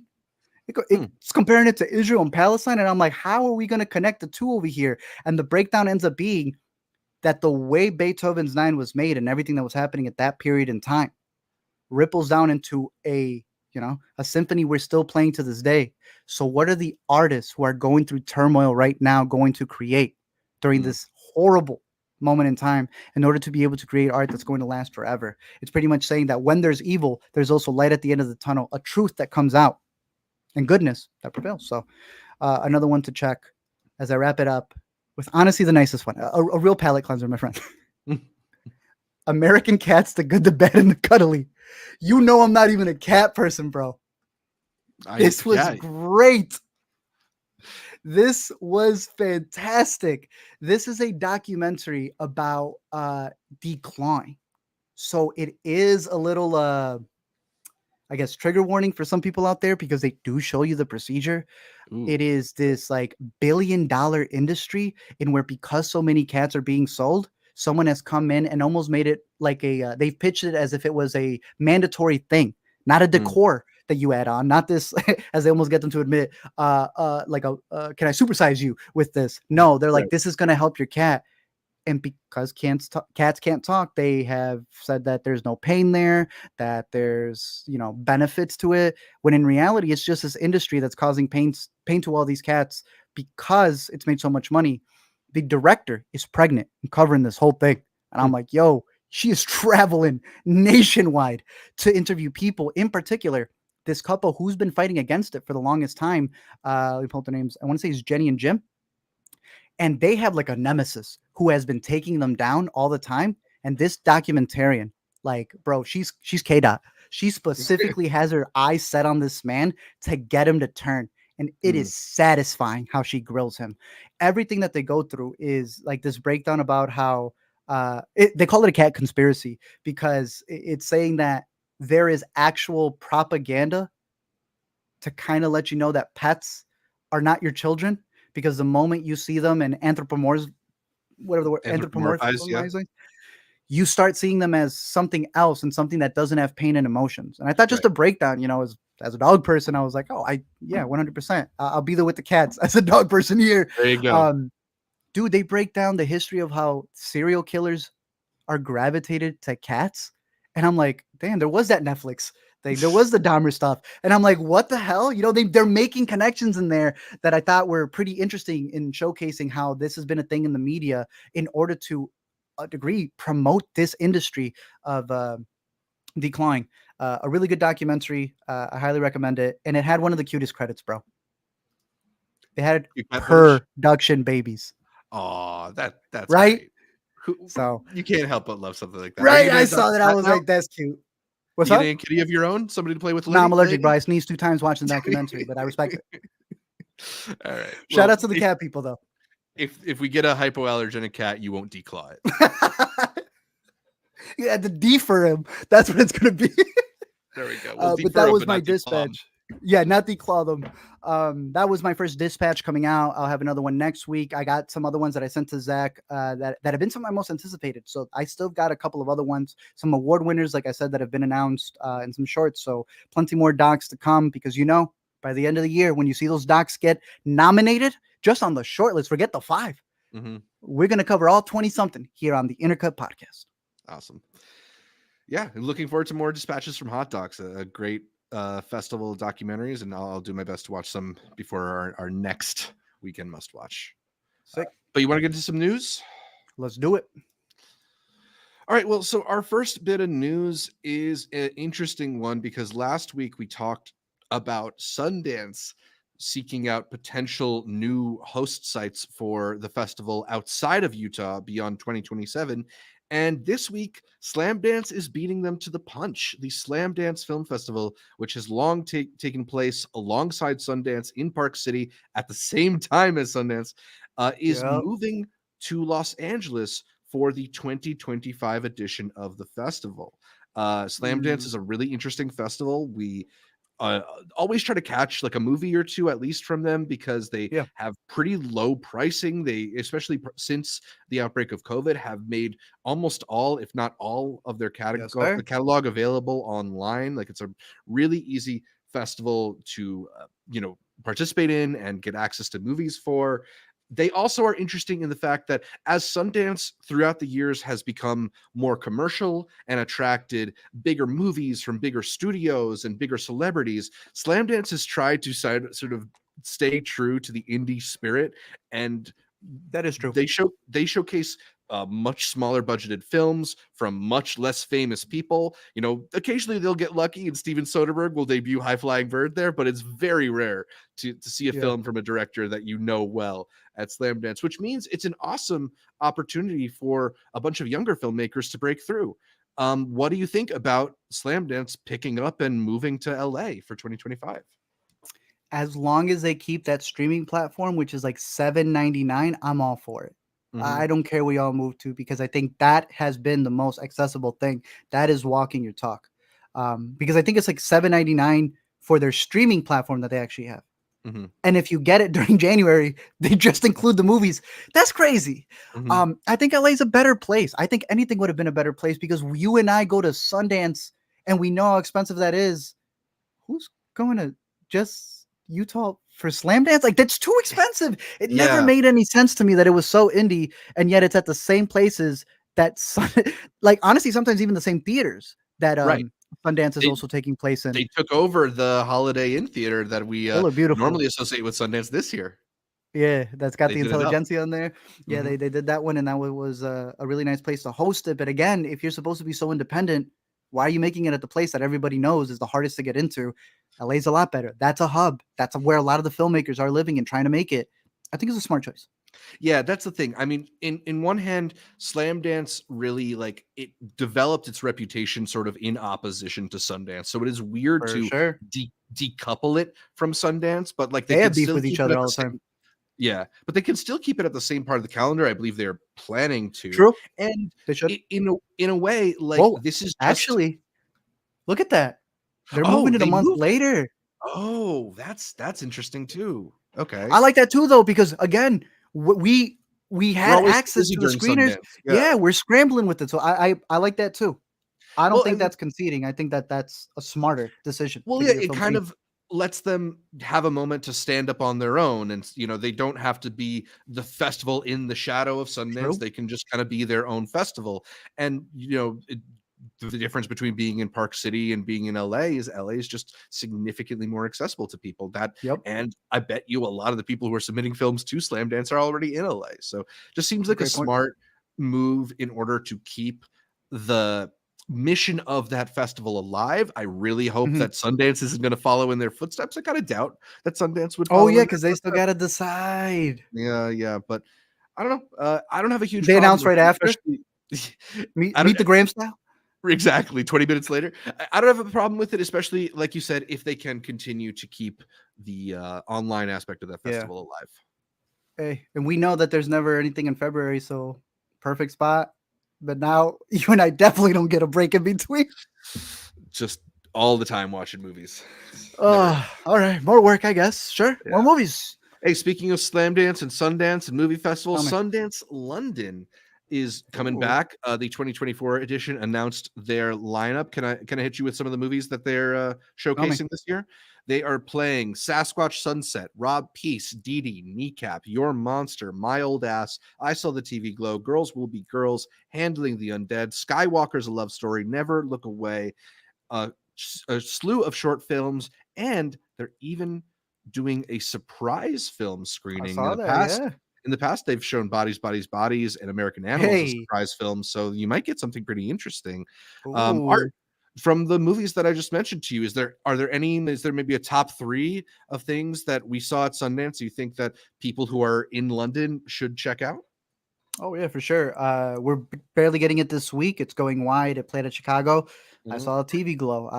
Especially if they have it at a very nice movie house. I'm a person who loves combining where I'm seeing what type of movie and what type of place. The music box was popping. I want to say 2 nights ago because they had it there. That's such an eerie place to see it. Anywhere that you see this, honestly, because Mhm. I saw this one twice at Sundance. Easy going to be my number one pick for this list over here. They don't got a real pain. They don't have, maybe it's the surprise movie. Oh, man, they just should have just had that. My Yeah. second one will be My Old Ass because that's a movie that I thought was hilarious, very heartfelt, and another one where I don't know what the date for that is going to be. It's one that Mhm. only has one image, so definitely catch that one. And Dee Dee, that one does have a date over here, but that's one you definitely want to see with a crowd. So those would be my 3. They actually gave My Old Ass a release date. It's August 2nd. And that movie is going to be on Prime eventually. So that's worth Real? noting. Been catching a But theater. Yeah, but yeah, exactly. You won't have many opportunities if it's going to Prime to catch it in the theater. So I would recommend Sick. that too because it is a really fun movie. You picked probably the three that I would pick as well, but I'll give a couple shout outs to others that we really enjoyed. I think we both really had a fun time at Sasquatch Sunset. It is a Too fun. vulgar, it's a vulgar, gross movie, but I think it's just a really fun time and a really different It's so movie, a very goofy. Yeah. singular movie. It's so goofy. I also what was the other one that I was going to mention here? Oh, I know Please you right really here. like Your Monster. A lot of people really like Melissa Pretty good. Barrera. Yeah, so I'll give that a quick shout out. The one I really wanted to shout out is Kneecap because it is Yes, about sir. the Irish rap group Kneecap, and I thought it was a really satisfying movie musical, almost in the style of like the John Carney movies, like Once or Mm, Begin Again, but a little bit of a harder edge in it too because it yeah, very is about punk. this rap group and they have that kind of punk energy. I also think you should go to the London Film Festival screening of it because they are Bro. a very anti-British Whoa. group, and I just want to see if a fight breaks out in the theater. I just need to see That's that. wild. I mean, during South by, the Mhm. boys left. Yeah, they just straight up ditched because of the U.S. Army associations of the festival. They're So about in it the for real. heart of England Easily. with their Yo, that's movie, actually a let's see what crazy they pick. do. Yeah, you gotta watch that there for sure. They're gonna mosh pit in the theater. 4D When I experience. when I did my LME recap, that I kept that one out. It was right. It would have been like my 11 or 12, and that was where someone Mhm. went. And where the hell is Kneecap? They were about to Mm. bust mine, bro. So yes, Kneecap for sure. Definitely. So lots of movies that I think we would recommend for the Raw piece. Sundance. Yeah, I'd Wait recommend at Raw home. Piece as well. Okay. It wasn't like my favorite of the festival, but it's solid drama. Yeah, and I know people really like Girls Will Be Girls. That was Yeah, that was good too. a decent drama as well. Yeah, I would recommend that too. So hopefully Yeah, some of the inner cuties. I know we got a few out in England, so you can one or two, right? yeah, at least. Hopefully some of y'all I get to wonder catch who's some of those I wonder who's Sundance listening London right now. Going, they're talking about me. I'm that one. I mean, Devesh is making a case for our UK representative in the live chat, Hey, but hey, please. I hope you go to opening night. Oh, he's booking his ticket. Sick, there we sick, sick, go. sick. There we go. Sick. That's gonna be a good screening.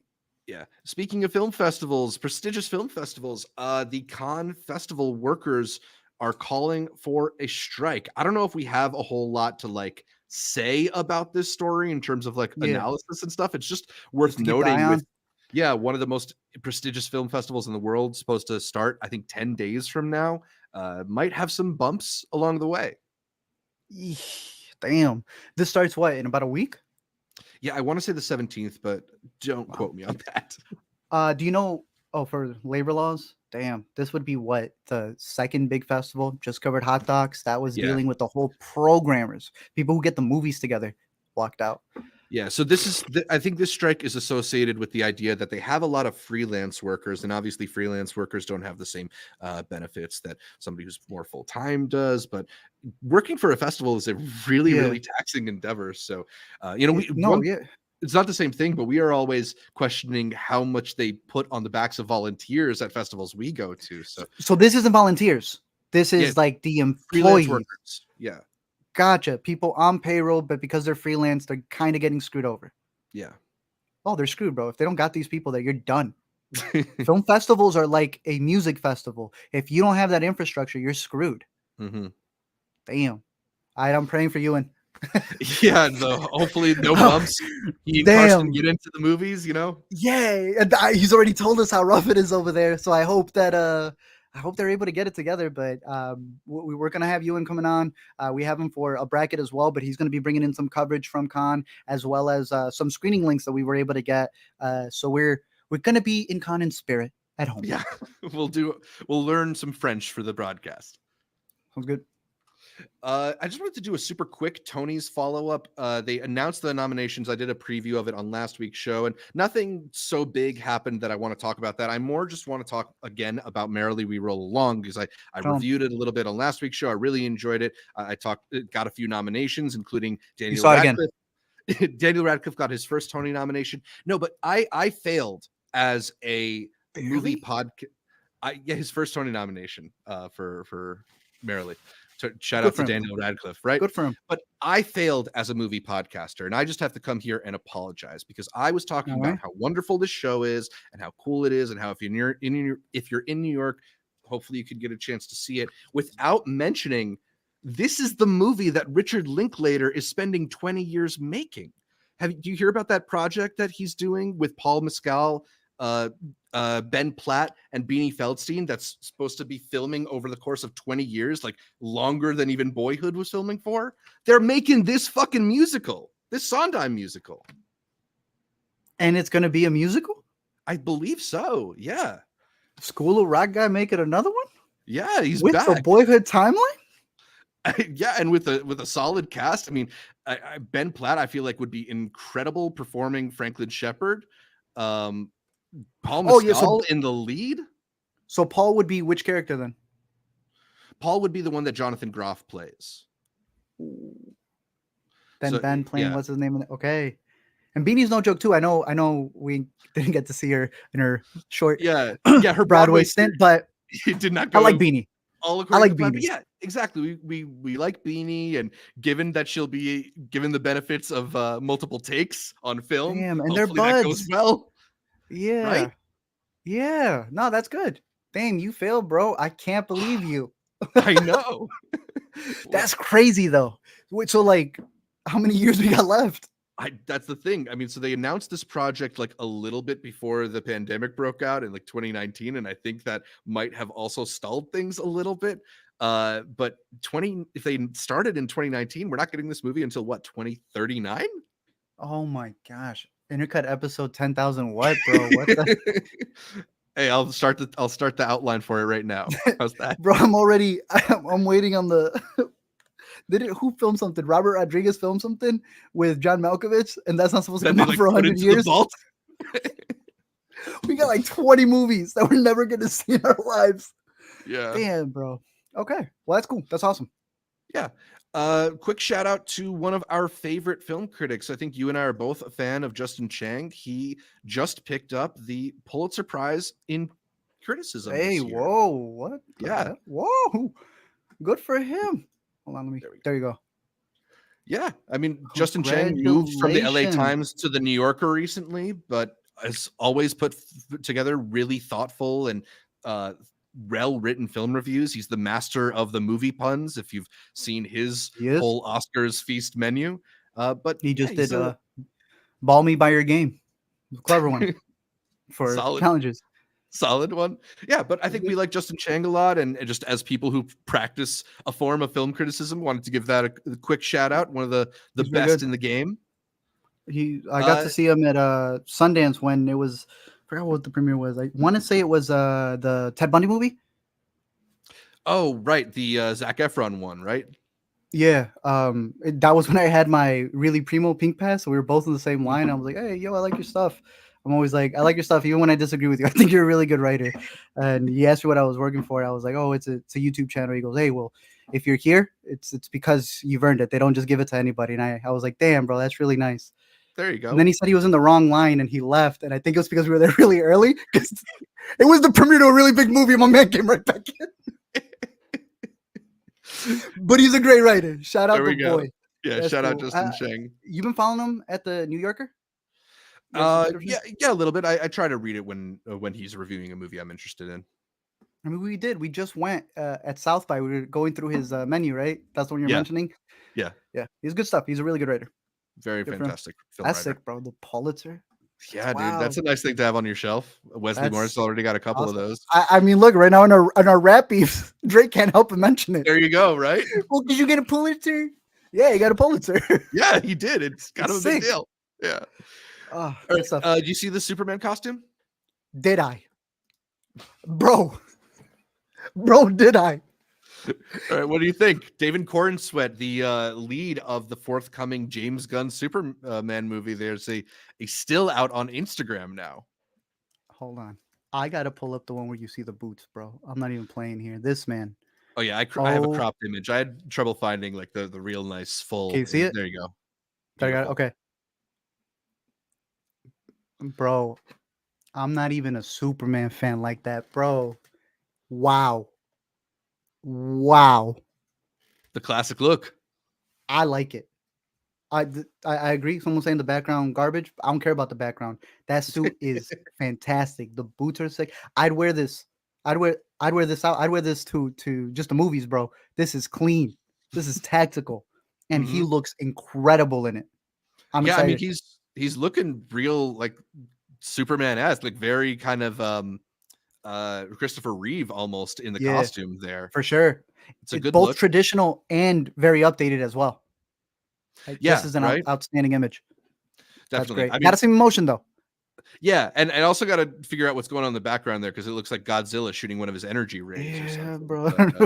But Again, they're trying to cancel all the other universes. They're trying to say mhm. they're putting a plug to them over there, but I don't. I think he's going all out. I think we're gonna get some of the best James Gunn because it's the big one. It's what's gonna start it all up, Mhm. and he How much can't be half in it.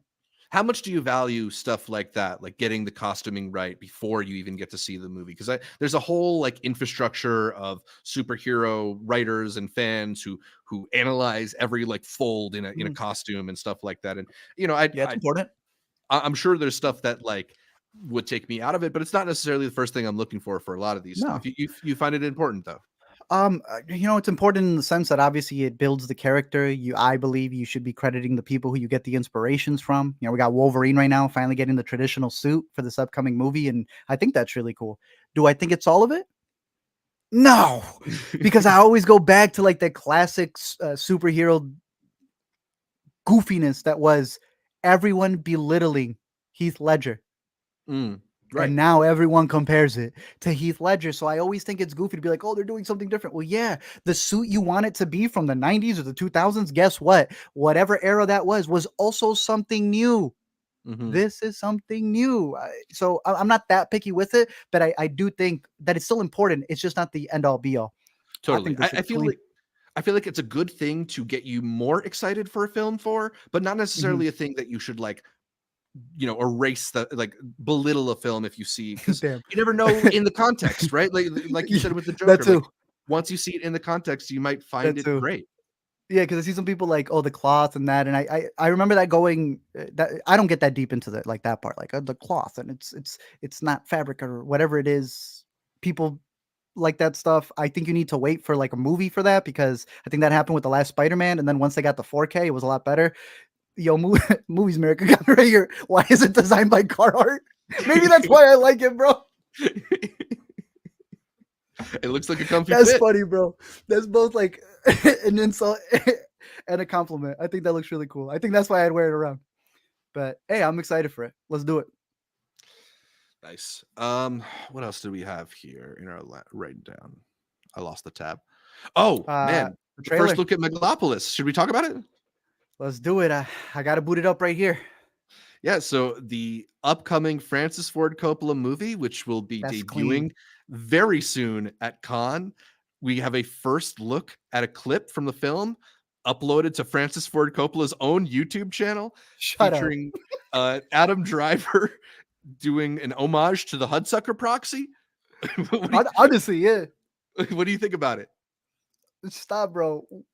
You got me on. He's got a YouTube channel at Yeah, look, Francis Ford. he doesn't have as many subscribers as us, but if he keeps at it, maybe he'll pass us. Hey, come on the show, bro. We got you. We'll Yeah, help you out. we'll Get you on boost that you. game. Wow. Okay. To quote our buddy Chase, because I think it was he had reposted it, and that's where I got to see it off twitter.com, the best, obviously non-compressed version. This is exactly what you want a teaser trailer to be. Only vibes, absolutely no spoilers on anything. Like Mhm. it's 2 minutes and it's just this. It is. I don't like, you just feel the tone of it. You had mentioned Hudsucker. I was thinking like this man's at the end of his ropes, like Succession. Every time your boy went up to the roof, I'm like, yo, what is going to lead up to this moment in the movie? What do you think of the visuals? Is my man working with a lot of CG? Is it Yeah, working I for mean, you? I saw some people saying that it looks a bit like the Linkin Park in the End video, and I can't necessarily disagree with that. I mean, I hope it doesn't all have the aesthetic of the Snyder cut. That would maybe make me enjoy it a little bit less. But I'm also like I was talking about with the costumes. I'm willing to see more of what he's trying to do before dismissing it, right? Like if you look at For the sure. shot, the way the clouds move past It's Adam not bad. Driver, it's also just, but it's like unrealistic in terms of their speed. And For it's sure. the kind of thing where it's like, I feel like they would Okay. know that's unrealistic, so they're making choices here. I want to see Yeah. the full scope of their choices before I say that's bad or good. Well, let's go to con watch the movie, bro. I'm free. I Let's don't do have any it. plans. I just don't got a plane ticket to get there, babe, Yeah, or a yeah. ticket to get in. Or a tuxedo for Uh, that matter. None of it, but hey, I'm excited for this. Is it still over 3 hours? Let's hope. I don't Do know. do we have a date? Well, it doesn't even have a distributor yet. All we got is the con premiere date. Damn. All right. I think it looks good. I'm excited for it. Yeah, I'm very excited for it. I mean, it's got a phenomenal cast, and it's got Francis Ford Coppola just like doing, All throwing right. money at it. So we'll see. All right. Coppola's Man on Wire coming soon. But I think that's about it for our news clips. So before we get to the picks Ooh. for the week, shall we do our quick patron shout outs? Let's do it. The most important part of the show. Yeah, absolutely. Thank you so much to those awesome Intercutie patrons who support the show and help keep us going. They are in the Academy level: Tushar, Cademan, Connor, Josh, May, Ricky, Joe, Wiley, Benji, and Matt. Thanks. Shout out to Matt joining the Academy. And on the producer level, we've got Yuden Veer, Toon, and our newest producer, Brandon G, or maybe it's Brandong. Unfortunately, I haven't been able to message Brandon because he's our first producer from the YouTube membership. Yeah. Hey, And YouTube there's doesn't people let me seeing that. message you, but shoot me a message if you want me to refer to you as something other than Oh, Brandon sick. G.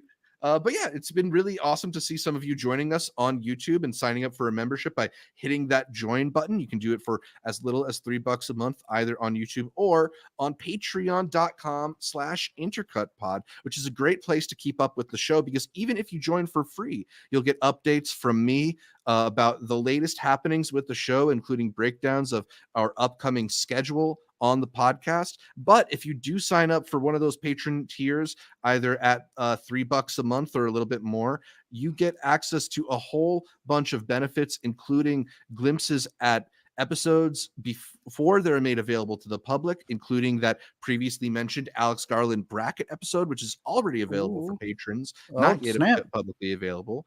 You also get access to our monthly patron Google Hangouts, where we chat with y'all about the latest happenings in entertainment, ask your opinions on movies and the podcast. You can even help us decide on some future episodes and make picks on brackets with us.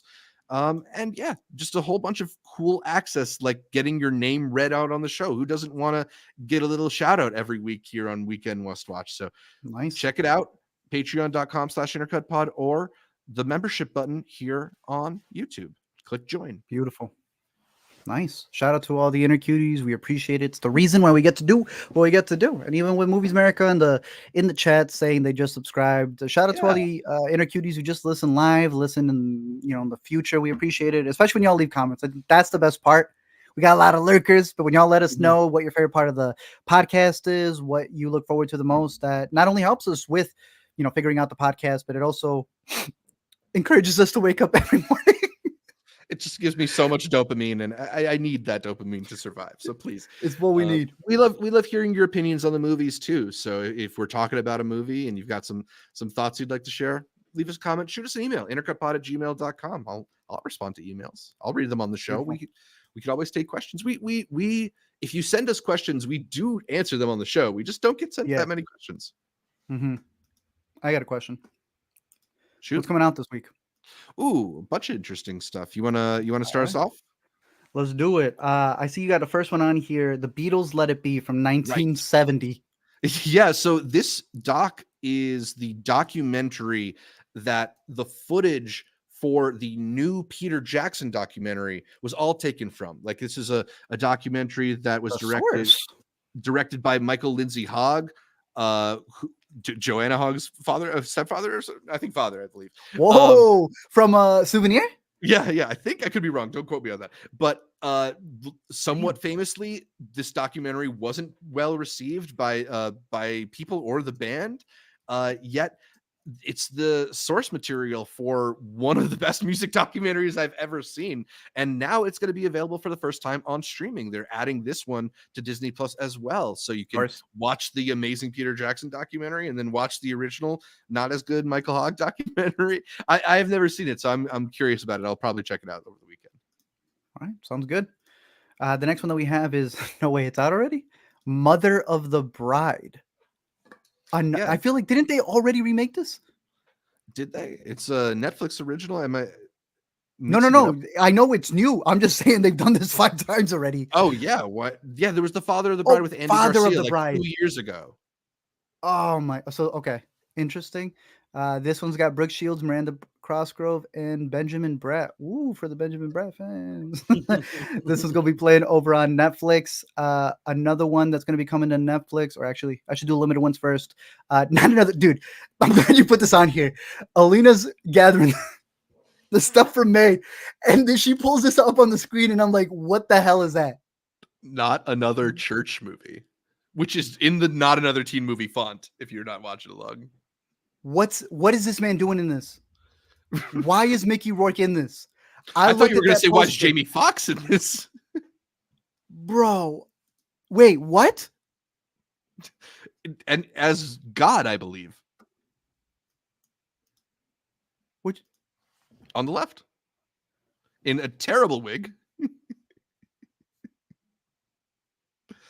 Speechless. I was I mean, no, I had Mickey Rourke as a surprise. like Mickey Rourke, at least like cool. You need a gig. Jamie Foxx is constantly on my TV promoting BetMGM. He's good on the money. Well, you might have used up his credits, bro. You On might have used BetMGM. up the promo code. Ah, damn. Bro, I thought this was gonna be the worst one of the week. Pullman. Yeah, it's got some Okay. stiff competition. But the Chris Wow. Pine movie Bunch of that we dookies. saw back at TIFF is going to be finally out in limited release this weekend. You going to see it Ugh. again? I'm gonna make a video on it. Yeah, why not? It's funny. We had some good jokes coming out of it, bro. I will say You and this. I were cracking each other up at the screening. It was not unentertaining. It was bad. It was I had a terrible. decent, it was pretty terrible, but we had fun. Maybe We did it see for the with story. somebody- That's why. Yeah. Yeah, see it with somebody who you have a good Hate? comedic banter with, right? Oh, yeah. That's Somebody that who too. you could lean over and whisper jokes to. Oh, damn. But at home, please, God, not in the theater. Please, no. Yeah. And then another one that just played at Chicago. It was playing at South by. It's going to be coming to movie. It's getting a limited theatrical release. Gasoline Rainbow from the boys Turner Ross and Bill Ross. Yeah. Did we ever upload the interview? I was trying to look for it the other day. Because they didn't send us the video, so we only had the audio version of it. Oh, we got to put it up even without. Damn. Yeah. Well, you know what? Screw their movie. It's not coming out this week, but it may be coming out on movie later on. I've been hearing interesting things about it. It doesn't seem like it's going to be as interesting as what was Bloody Nose, Empty Pockets. Bloody Nose, we really Empty liked. Pockets. Yeah, we love that one. We liked how that one took the whole perspective. This one kind of sounds like I'm gonna try to pull it up here. Another one that played. I mean, they even look the same. Did you ever see Lost Souls from Tribeca last year? You were telling me about it.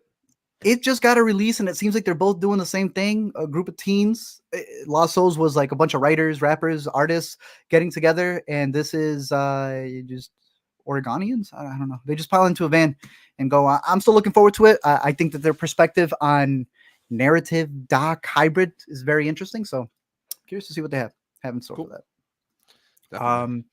And then you got to tell me on some of these Netflix is a joke stuff, because I kind of want that to be the next festival thing we do. I mean, they Right? bring a lot of really interesting talent together, and unfortunately, I don't know how much of it is actually being filmed for Netflix, but I'd watch Yeah, you're right. almost all of it. Like, unless someone gets attacked, you ain't getting footage of Dave Chappelle at the Bull. Yeah, but I'm sure hey, there are some I think it's things cool. that are going to be filmed for Netflix. Like we mentioned, the Tom Brady thing was a kickoff event. They are airing the Mark Twain Prize Award for Kevin Hart. Did you ever watch any of those Mark Twain Prize Award things? Yeah. The Dave Chappelle one. There was somebody else before that. I was just watching the Adam Sandler one recently. He got it last year. I mean, I thought it was amazing. You know, Okay, the I'm gonna have the to check that one out. the fun thing about it is that like it almost is like a roast in that they bring a bunch of like celebrity friends and famous people to talk about why this person is such an icon in the comedy space, but because it is a comedy event, usually they're funny people doing bits. I'd highly recommend checking out Conan O'Brien's ode to Adam Sandler from last I year. mean, It was that'd be pretty incredible good. stuff. But yeah, All right. I'm hoping that Kevin Hart brings some funny people out to honor and roast him. Sick. Sounds interesting.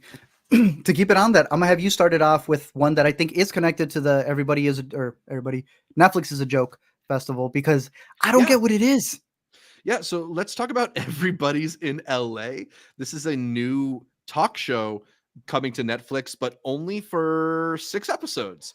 John Mulaney is hosting a talk show that is like half Late Night with Conan O'Brien and half the Chris Gethard show. It's got a kind of organized, chaotic energy to it. He's bringing on a bunch of different celebrities as interview guests, but he's also bringing on just random people. Like the debut episode, he brought on Jerry Seinfeld and a coyote conservation activist.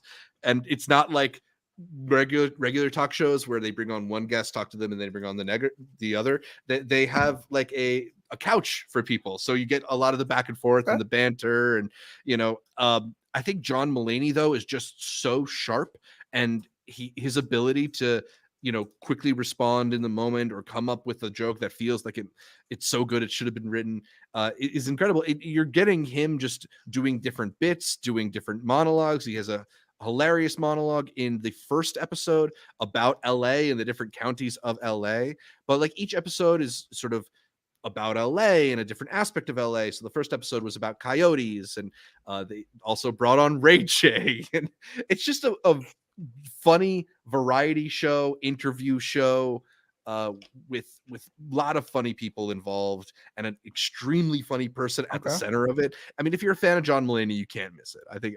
thought the first one was very, very fun. Sounds different. Sounds Yeah. interesting. The All thing right. that I was surprised by or confused by is they did one episode on May 3rd, and now this week they're doing one episode every night, the 6th, 7th, 8th, 9th, and 10th.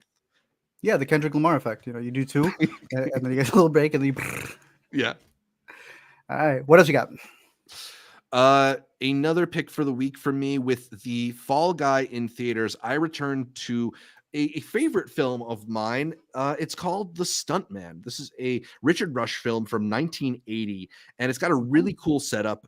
Just if you're into like screenwriting, I feel like the first act is like an incredible launching sequence. Basically, it's about this fugitive on the run who stumbles across a test for Damn. a test stunt for an action movie, and when the stunt driver of the test stunt gets killed, and essentially they work out a deal where the fugitive will get to pretend that he is the stunt driver in order for neither of them to get in trouble. And then it ends up being this really cool thriller of sorts where Peter O'Toole plays the director, but he's also kind of God and the devil at the same time. I was asking. That poster's crazy. It's got an incredible poster.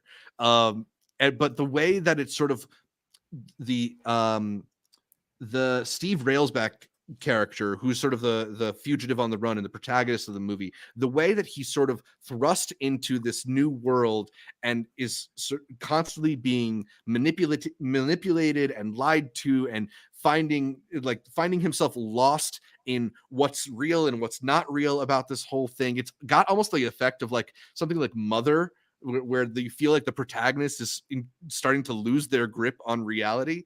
I don't think Stephen Railsback's performance is all that great in the movie, but he's often opposite Barbara Hershey or Peter O'Toole, who are incredible in this film. And just some of the sequences they put together are so riveting. I think both the way this film starts and the way this film ends is incredible stuff. It's a really underrated classic. Like, I don't feel like I see many people talking about this one, but it's a riveting movie. Damn. All Yeah, right. so The Stuntman, it's available to stream on Peacock, or if you don't I've have seen that. Yeah. Peacock, but you do have a library card, it is available on Canopy. Beautiful. And bro, Tubi Oh, Roku, shout out like Tubi. this is out Forever. there. Yeah. Plex. Shout out that Freebie. Damn. All right. Yeah, Look it's at that. And they say we're available. in the worst. They say we're in the worst part of, of cinema history. Hey, call me a fool, but we got to get Willem Dafoe to make a biopic. Oh yeah, dude. I could see that for sure. I mean, Damn, bro. talk about an actor who could hopefully live up to some of the charisma that Peter O'Toole Wow. had. But I'd see that for sure. All right, yeah, good and pick, bro. if Because you're I not sorry, I was just gonna say if you're not familiar with Peter O'Toole, like what a great point to like learn about because he's just so dynamic in this movie. It's such a pleasure. fine. Hope some people check it out. I got one more pick for the week, and it is not a movie or a TV show. I'm going back to Zach's podcast corner for the first time in a little while. I like to right. occasionally recommend podcasts on here, and one of my newest podcast obsessions, you can click the no thanks there, is Pablo Torre Finds Out. I thought this was it, bro. I was like, interesting. No, his Okay. stuff. So yeah, Pablo Torre finds out. He says the whole premise of the show is that he's free to fuck around now, and it's really interesting. Pablo Torre is a sports journalist primarily. He came up through Sports Illustrated and through ESPN. You might recognize him from Around the Horn or guest hosting. That's where I PTI. saw him from. Yeah. Yeah, Or I yeah. thought he was the guy from Little Forks or Four Forks from He the looks Bear. like that. He looks like that actor too. Yeah. But he's this really interesting guy. I believe he's a Harvard educated guy, which Damn. obviously, but he brings a lot of really interesting perspective to this show, and I think it's cool. There's a couple different types of shows they do. There are these more deeper dive investigative episodes that I think they try to put out once a week, where he'll interview a couple people and try to uncover this sort of like interesting interesting hidden detail that you haven't thought of as much, or ways in which small ideas have had these ripple effects on greater elements of the world. It's kind of like a classic, almost NPR style podcast, except in the way they approach it, where it's not like very like intellectual and super prepared and edited. He doesn't use the like NPR voice. It's very casual. Like, I think he's a very good conversationalist. That's got me. And just Okay. the back and forth they get into, the little bits of banter here and there are what keep it really like fun and personable. But my favorite things they do are these weekly share and tell episodes, where he brings on a couple panelists and everybody brings one thing that they've been thinking about or reading about or whatever, and they just sit down and have a discussion about it. And I think it leads to some really interesting back and forths. It covers a variety of subjects. It's primarily a sports podcast, but they talk a lot about a variety of subjects too. I would just highly recommend it. I think it's a really good hang. This is the one where what you sent me, right? Yeah, so he uncovered the videos that they filmed to pitch that the Knicks filmed to pitch LeBron James in free agency, which used James Gandolfini and Edie Falco reprising their Sopranos characters. This was stupid, That's a bro. great episode. If you need a place that sort of merges sports and entertainment with this podcast, start with the Pablo Torre Finds Out about the secret Sopranos videos. I don't know how much money they dropped for this, but this is worse than the cameo we were talking about in Unfrosted. Yeah, I think James did it as a favor. I think he just loves the Knicks that much. Didn't work out. Okay. We didn't get It LeBron. did not work out. Clearly, he saw that went the other way. Now he's in LA where they got better productions, but no finals this year. I did see the boy. I think he was on Pardon the Interruption, and it was him against Tony, and he actually he put up a fight. Tony just rage quit. I was like, damn. Yeah, no, right? He is from Harvard. He's smart. Yeah, he and Tony have a good banter. I think Tony likes to call him his grandson, but he's really good on there. No, he was pretty good there. So nice. I'll have to check this out. Have you noticed that I don't know if you watched the Pat McAfee show either. A completely different probably style than this. 100%. Yeah. What is it with all these ESPN guys also having their own podcast? We really are in this new world, right? Mm-hmm. Yeah, it's not enough to be on TV talking for an hour. You also have to be off TV talking for 2 additional hours. But at least it's its own, and I respect the hell out of that. So that's really cool. And barely under 100. Decent. Mm-hmm. All right. Sick. All right. I'm going to start mine off with what's probably the biggest one of the week. if I put it on the watch list, like I'm I'm really excited for it. If I Yeah. want to watch it, it's already on my list. I don't need to make it public. I'm excited for this. I have my screening tomorrow. I'm trying to go through as many of the other movies because I feel that this boy Westfall did his history. Yeah. He said that he's trying to combine the prequels and the repercussions of those monkeys and Hmm. then what will happen in the future. So he's trying to do this, like, I heard he had like an angle about misinformation in the monkey. I was like, what are you talking about? The what happens in the intricacies of when people lie and history, almost like this idea of in the Dark Knight Hmm. Rises, where Bane talks about like y'all didn't know who Two-Face was I don't know with if you saw, apes. there was a news item that came out, I think this week, where it was like the first documented instance of an ape using crushed up leaves to treat a wound, like making medicine. Like an ape made medicine. And then I saw Wes Ball respond to it. It's like, we actually have a deleted scene that's a little bit like this. Bro, yes, he's the guy right now. Yeah. I'm so glad it went to him because we were going through the other ones as well, and we realized like that original trilogy with Matt Reeves and Hmm. I'm blinking who else did the first one, like Hmm. that. I have it somewhere here. I got the whole steelbook collection for that, every single one. I'm excited for this new angle that they're going to take. So Yeah. I'll So be reporting back with that. it was Rupert Wyatt who directed Rise of the Planet of the Apes, and I think we haven't even Hmm. mentioned, we were talking about Kingdom of the Planet of the Apes. I don't Hmm. think we dropped the title yet, but yeah, we're both really hyped for this one, and I think we're hopeful that this is going to be good, because if you just talk about like modern film franchises, this has some of the most solid Art. track record, at least in the last like 20 years. If you're going post Tim Burton Planet of the Apes, No, this stuff's these good. movies really hit. Like they're smart. They're bigger than blockbusters. They actually have a lot to say as well, I believe. And the marketing's been crazy. You saw Subway? No, tell me. Oh, they decked out this Subway, and then on top of that, you saw the apes on horses. That I saw, the apes running around That at was different cities on insane, bro. horses. I thought that was the deleted. I was like, damn, they got the special effects down. Yeah. That's actually really them in New York, bro. Um, I can't find it at the moment, but there was they decked out some theaters and some what's it called? Subways? Subways when you were walking through them. Damn, Hmm. I'll have to bring it up next week when we talk about the actual movie. But they're going all in with it, and I just having people dressed up. If it looks that cool, with just having people as extras outside, I can't wait to see what visuals they have here. Because as I've noted Definitely. before, Westball is also a big VFX guy. I'm glad you mentioned a movie from the '80s because I thought me going back to 1968 was gonna be a little too much. But I'm recommending Rosemary's Baby. Finally had the Of chance to show course. it to Alina. Mm. We had done it in between working on our Omen video, and we kind of did like a Sydney Sweeney double feature with Anyone But You and working on Immaculate. It's the GOAT, bro. Look, there's nothing like it. It Nope. lives up, bro. This Yep. is a movie you want to show someone for the first time and just see what they pick apart, what Hmm. they notice, their takes on it. Because it's like it's one of those where you have a theory, and while it's going to change, that theory isn't wrong. There's so many angles to approach this movie, and I think it's a reason why I'm happy that they were able to use this as the base for what Immaculate, what Omen, the new one, was able to do, and kind of having alternate endings or takes Mm. on having a character go through this and figure out a different route out.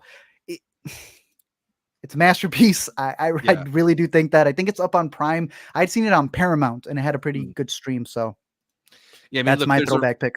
there's a reason that filmmakers keep trying to basically remake this one. Even if they're not Right? literally remaking it by name, they're remaking it It's in the spirit. source. And none of them quite touch the original. I Ever. mean, if you are a person, or you know a person who's resistant to watch older movies because you find them like not effective or slow or whatever it is, this is a great movie to sit down with because it Yeah. pulls you in. It's incredible. So give that one a watch. It's up there with Superbad. It's the ones that people copy Yeah, all the the time. classics.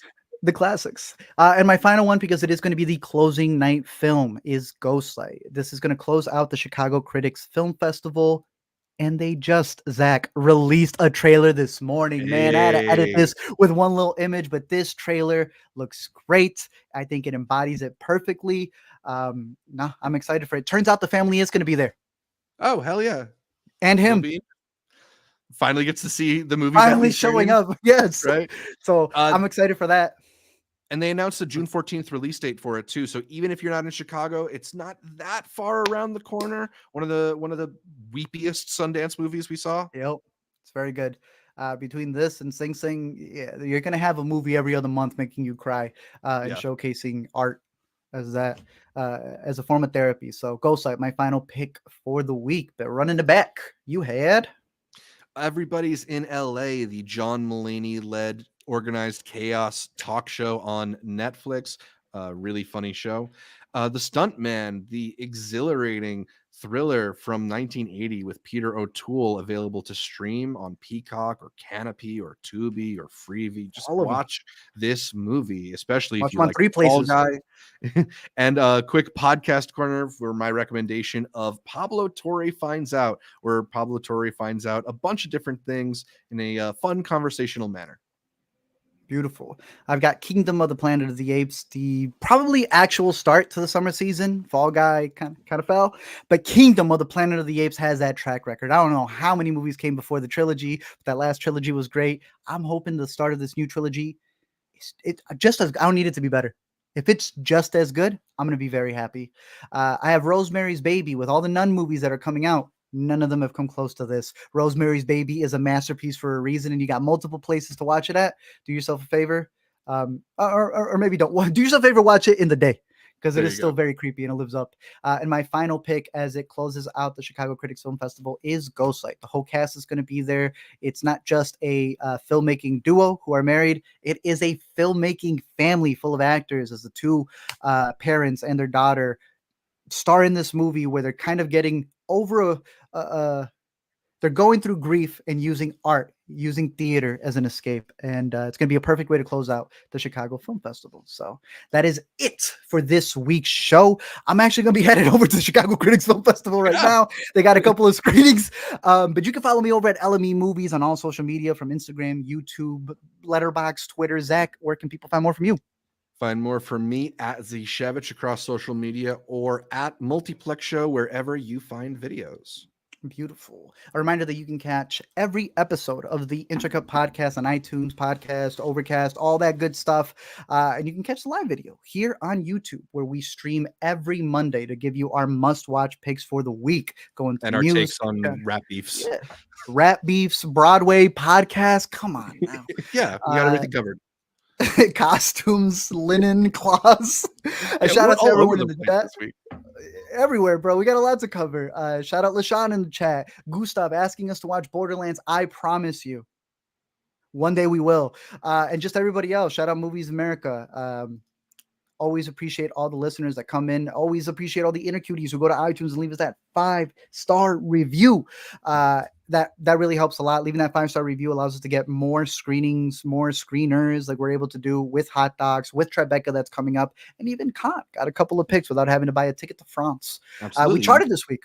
Exactly. You all helped us chart in Nigeria, Greece, the Czech Republic, the UAE, Singapore, Portugal, Poland, Turkey, South Africa, the Netherlands, Japan, Norway, Mexico, Australia, Canada, and Yo, the good old US of A. decent place.